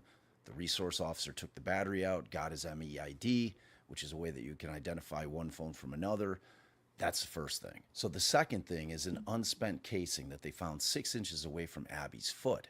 Now, what's unusual about that is the fact that neither of the girls were shot, meaning that a gun was not the weapon that was used to unalive the girls here. The third thing that they had was several witnesses who saw somebody out on the bridge that day, a man. They all described him a little bit differently, actually quite a bit differently. So that's what they had. They had those three things. Now, fast forward to October of 2022. They go do a search at Richard Allen's house. They find a .40 caliber gun, which is the same caliber of the round that was found. They do some testing, and they say, hey, this thing matches that round that we found at the scene. After that, they call Allen in. They have him in there twice. They interview him or interrogate him, depending on which way you look at it, 2 times. Both those times, Allen completely denies having anything to do with either of those crimes. They don't buy it, and they arrest him on October 26 of 2022. They instead put him in a prison upstate Indiana, a place called Westville Correctional. Now, prisons are where convicts go, people that are convicted of major felonies, and where they go serve their time. That is not where people that are awaiting trial are supposed to be sitting. They sit in the county jails. I just want you guys to be really clear on that, because what happens to Richard Allen over the next 13 months is they keep him in solitary confinement. That means he is alone in that cell 23 hours a day, all by himself, with nothing in there, no TV, no nothing, anything, all the things that we're used to having in our lives. He has none of it. He has concrete walls, a steel toilet, and a mattress that was about 1 inch off the floor, and that's it. As you can imagine, that was pretty rough on him mentally. He came into the prison having been pre-diagnosed back when he was a child with major depressive disorder and anxiety, so he's what we would call a fragile egg. He was psychologically very fragile. So as you can imagine, after about 5 months of being in solitary, he cracked mentally, and he developed psychosis. And during that time, there was a 3-month period where Richard Allen started making statements that he, in fact, had committed the crime. Now, it gets even more interesting because Richard Allen was seeing a psychologist while he was in prison. It was a woman named Monica Walla. Now, Dr. Walla, it turns out, had been researching the Delphi case for years, online, on Facebook groups, and Reddit. Anywhere she could gobble up content about this case, she was into it. The problem is that she was also treating Richard Allen. As a matter of fact, it came to be known that she had joined at least 9 Facebook groups that were all Delphi crime related, and that she was also telling Richard Allen some of the things in many of those groups and in some of the Reddit subs. One of the big problems with Monica Walla is that she is who produced one of the most damning confessions made by Richard Allen. This is the one confession that had facts that supposedly only the killer would know. And this would become a major problem for Allen at trial. The problem with Walla's statement is that we never got to see, or more importantly, the lawyers or law enforcement never got to see her handwritten notes of her taking notes while Richard Allen is telling her things. All they saw was what she had typed into the computer database in terms of her notes. The original notes were destroyed. Now, when you take that into consideration with the fact that she was researching this case heavily for months and months, maybe even years prior to her treating Richard Allen, it is a real ethical issue. It's an ethical conflict where you are left wondering, can I trust anything that this person says? If she had reached any kind of conclusion as to Richard Allen's guilt or innocence before the trial had taken place, just like all the rest of us, when you kind of reach an opinion on something, it's really, really hard to change your mind, isn't it? Well, it would be the exact same with a psychologist who is treating somebody who's in prison awaiting trial. So I think that was it. She ended it there. Was that all on the top of your head? That was pretty impressive. Yeah, that was all like Cameron was like, I don't know why my mic kind of sucked on that. That was like a thing that we did. So, all right, let me pull that off. If I can figure it out. I don't know how to pull. Let's see. I think we just do this. So that's it, man. So that, like, Allen was 10. Obviously, it was upsetting that they didn't stream that trial. That was one of the cases that really, in terms of transparency, that we would have liked to have seen streamed so the public could see it. You know, because it's tough. It's like when the transcripts finally come out, you know, I'll go like 90% on accuracy on the things that I wrote. You know, it's like I had to really kind of like defend what I was doing, like when I was simply just reading what was going on, because it's such a toxic environment. It's like the Reed and the Allen case just had these two toxic sides that were just battling to the extent where, you just have to wait and listen to the facts at trial, and now Allen is in the position where the appellate court is going to hear the arguments and they're going to make rulings on whether or not those confessions are going to hold up, and whether or not the issues that I think arose during the pretrial, battles in that case were of the nature that he deserves a new trial. So we'll see. We'll see how it goes, man. But so that's the countdown, folks. 10 of them, and there were a bunch of other ones. What did you think, Jay? Did you think it was pretty accurate? I know you probably would have had Adelson a little higher up. No, I thought it was pretty good. Shout out to Cameron. For folks who don't know about editing, it is a bitch to edit, and that she got that done in such a quick fashion. Great work, and to the mods and everyone who worked on those clips, good job. But I thought it was a pretty. I mean, I knew, just like you said, this channel, I knew Richard Allen was going to be like that was just. But I mean, between as far as what comes up on my feed, between Richard Allen, Karen Reed, and Young Thug, I mean, I think that's pretty accurate of what's the most. I mean, I guess maybe it could be that's just like I follow you, and those are the people I follow. Could be, but right. I have to believe if like even Court TV or Laura Crime did something, that would be in the top 5. Those would be in the top 5. Like I don't think any. And I mean the Allen case was crazy. It was like really, it was an insane trial. Like I said, I wish everybody could have seen it. Hopefully, if he does get a new trial, hopefully it'll be streamed. I think that it's just one of those cases where, like, I've just never seen a case after the fact where law enforcement is out in these streets trying to convince people that they got it right after there's a conviction. It's just weird. Like it's just a very unusual thing. Like, and I felt that press conference after the conviction was weird. It's just like it's like, who are they trying to convince, themselves or us? Or it's just, you get a conviction, you typically say, hey, the jury went in, they did their job, they listened to the evidence, and justice was served, and you leave it at that. And instead it was just a lot of like this guy's not a liar, and like social media is the devil, and like all that kind of shit. And it was just really, really, really weird. So yeah, Cameron, if you're still watching, I doubt she is. I'm so proud of you. You did an amazing job. I literally gave her 3 hours to put that video together, and it was an hour long, and she killed it. Like that was her first like full length video. She's done a bunch of shorts for me, but that was the first full length. And she amazes me every day. And my mods, you guys were amazing too. Thank you so much. I didn't give you guys any notice either.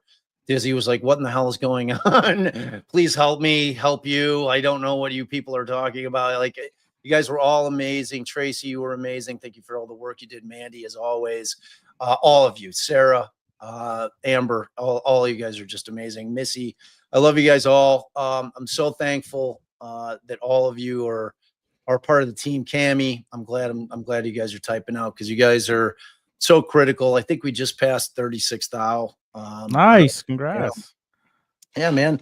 So I couldn't be doing it without you guys. And I promise, I told you my resolution, it's going to be more organized moving forward. I'm going to start getting like a schedule, lock some days in that we're going to be live so that everybody knows what's up. And, but I love doing this. I love the community we built.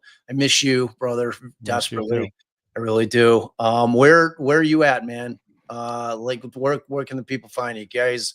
Jay Bronius everywhere. Just JayBronious.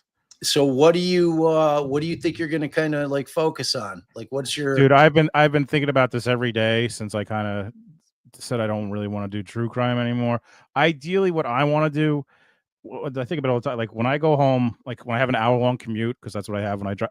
Like I throw on Howard Stern and I just listen, and it's something that just makes me laugh, and it's just something like I want to have some sort of show where like I feel like probably need a co-host or something, but like just a show where it's not necessarily like I always feel bad when I'm trying to crack jokes and then it's like someone died. You know, it's like some of these cases we follow are pretty. You know, they're deep stuff, and I think we did a good job of trying to be conscious of victims, but like I kind of want to branch up, but I haven't figured it out yet. But give me a follow if you want. If not, it's cool. Yeah, I'll figure something out. Yeah, and you know, man, like when you do, you know, I'm there for you. You know, and it's like anytime you want to talk sports, anytime you want to talk entertainment, dude, I'm there for you, man. It's like I've got trust me, there is a part of me that once like this channel gets to the size that I'm trying to get it to be, I'm going to branch out. I definitely want to be doing some sports stuff. I watch and just like for whatever reason, I'm still obsessed with sports, even though it makes me miserable living in this shithole town that never wins anything. Dude, I feel so bad. I know you had so much hope this season. Oh my God, the Bears season, Jay. Like, and I don't want to get off on a rant, but has been it has been as bad as the Bears have been for so long. Nothing has come close to this. Like it's been embarrassing. Like in a league of teams where there's some really shitty teams, to have like that much talent, and we have talent, but to be so mismanaged and the ownership is so bad that it's like I have no faith that they're going to be able to hire the right coach. Like, you know what I mean? And it's like, I think we really do have the answer at quarterback, but I think we're going to ruin them. Like we ruin every quarterback. It's a shame. So, but I love you, man. I miss you. I love you, dude. Thanks for having me on. Way past your bedtime. I know way past. Way past. But I was thrilled to have you here. Again, to all my mods, thank you guys so much for your help today. To all the subs, we love you guys so much. Thank you for all the generosity from everybody out there. Cool lady, member for 8 months. We love you so much. And Italians do, in fact, talk with their hands. I can vouch for that. Missy Mayhem, 14 months. Happy New Year. And then of course, Lana and Amber, 10-month member. So you guys rock. And thank you so much for the generosity. We really, really appreciate it. Like I said, I'm going to go back tomorrow for a short live. I just want to get, I'm going to promote. I'm going to get a straight promotion. I'm not going to lie. I'm going to be promoting our new podcast that's dropping out again. If you like pods, if you like potential wrongful conviction cases, if you like deep dives, if you like boots on the ground, you're going to dig this podcast. It's something that we worked really hard on. A lot of boots on the ground, spent a lot of time down in Marion, Illinois. And we're really proud of it. We think it's amazing. We had a lot of conversations with a lot of people on both sides of that case, which was amazing. It was amazing. It was one of those things where, you know, we really were able to talk to a lot of people that we were hoping to be able to speak to on a case like that, because wrongful conviction stuff is treacherous. You know, it's like you've got a family on the other side of it that is hoping that justice has been served, and you're kind of coming at them with, well, it might not have been, you know what I mean? And to have family members be willing to listen is an amazing thing. So we're really proud of that work. And I'll give you kind of the background of the case tomorrow and prep you guys, because that thing is dropping on January 2nd. So keep an eye out for it. For the people who can't make it tomorrow, what's it called? It's not Defense Star. What's it called? It is and called. What should the people do when it comes out? It is called Murder on Songbird Road. It is an iHeart podcast video, or I'm sorry, podcast. And if you haven't already, please go and subscribe on Apple or Spotify and give it a 5-star. Like I'd ask you to wait till the reviews, because I always like reviews to be genuine. So I don't think you can give a review based on a 3-minute trailer, but you can definitely give a 5-star. That helps boost us in the algorithm, like all algorithms. So if you do that, and then as it goes, if you guys dig it, then if you would be kind enough to take the time to write a review, that's huge for us. It really helps. And I'm hoping to try to get my co-host on that, my partner in crime on that, Lauren Pachenko. She's in Florida on a little trip, little January 1 trip. So I'm going to see if I can squeeze her on for a few minutes tomorrow. And that's it. So, and Bob, just real quick, you guys are like our advertising, or Bob's, you know, not only giving it 5 stars, but if you have someone who's not in the YouTube verse who like might appreciate that podcast, tell them, or you know, tweet it or do whatever, because you don't have big, advertising budgets. You guys telling people word of mouth can do a lot. So I would just say that about the new one. It's huge. Thank you, Jay. All right, man. Give Shannon a huge hug. Give kids huge hugs, man. And me, family hug to you. Love you. Happy New Year, everybody. All right, everybody. Later. Bye. Bye.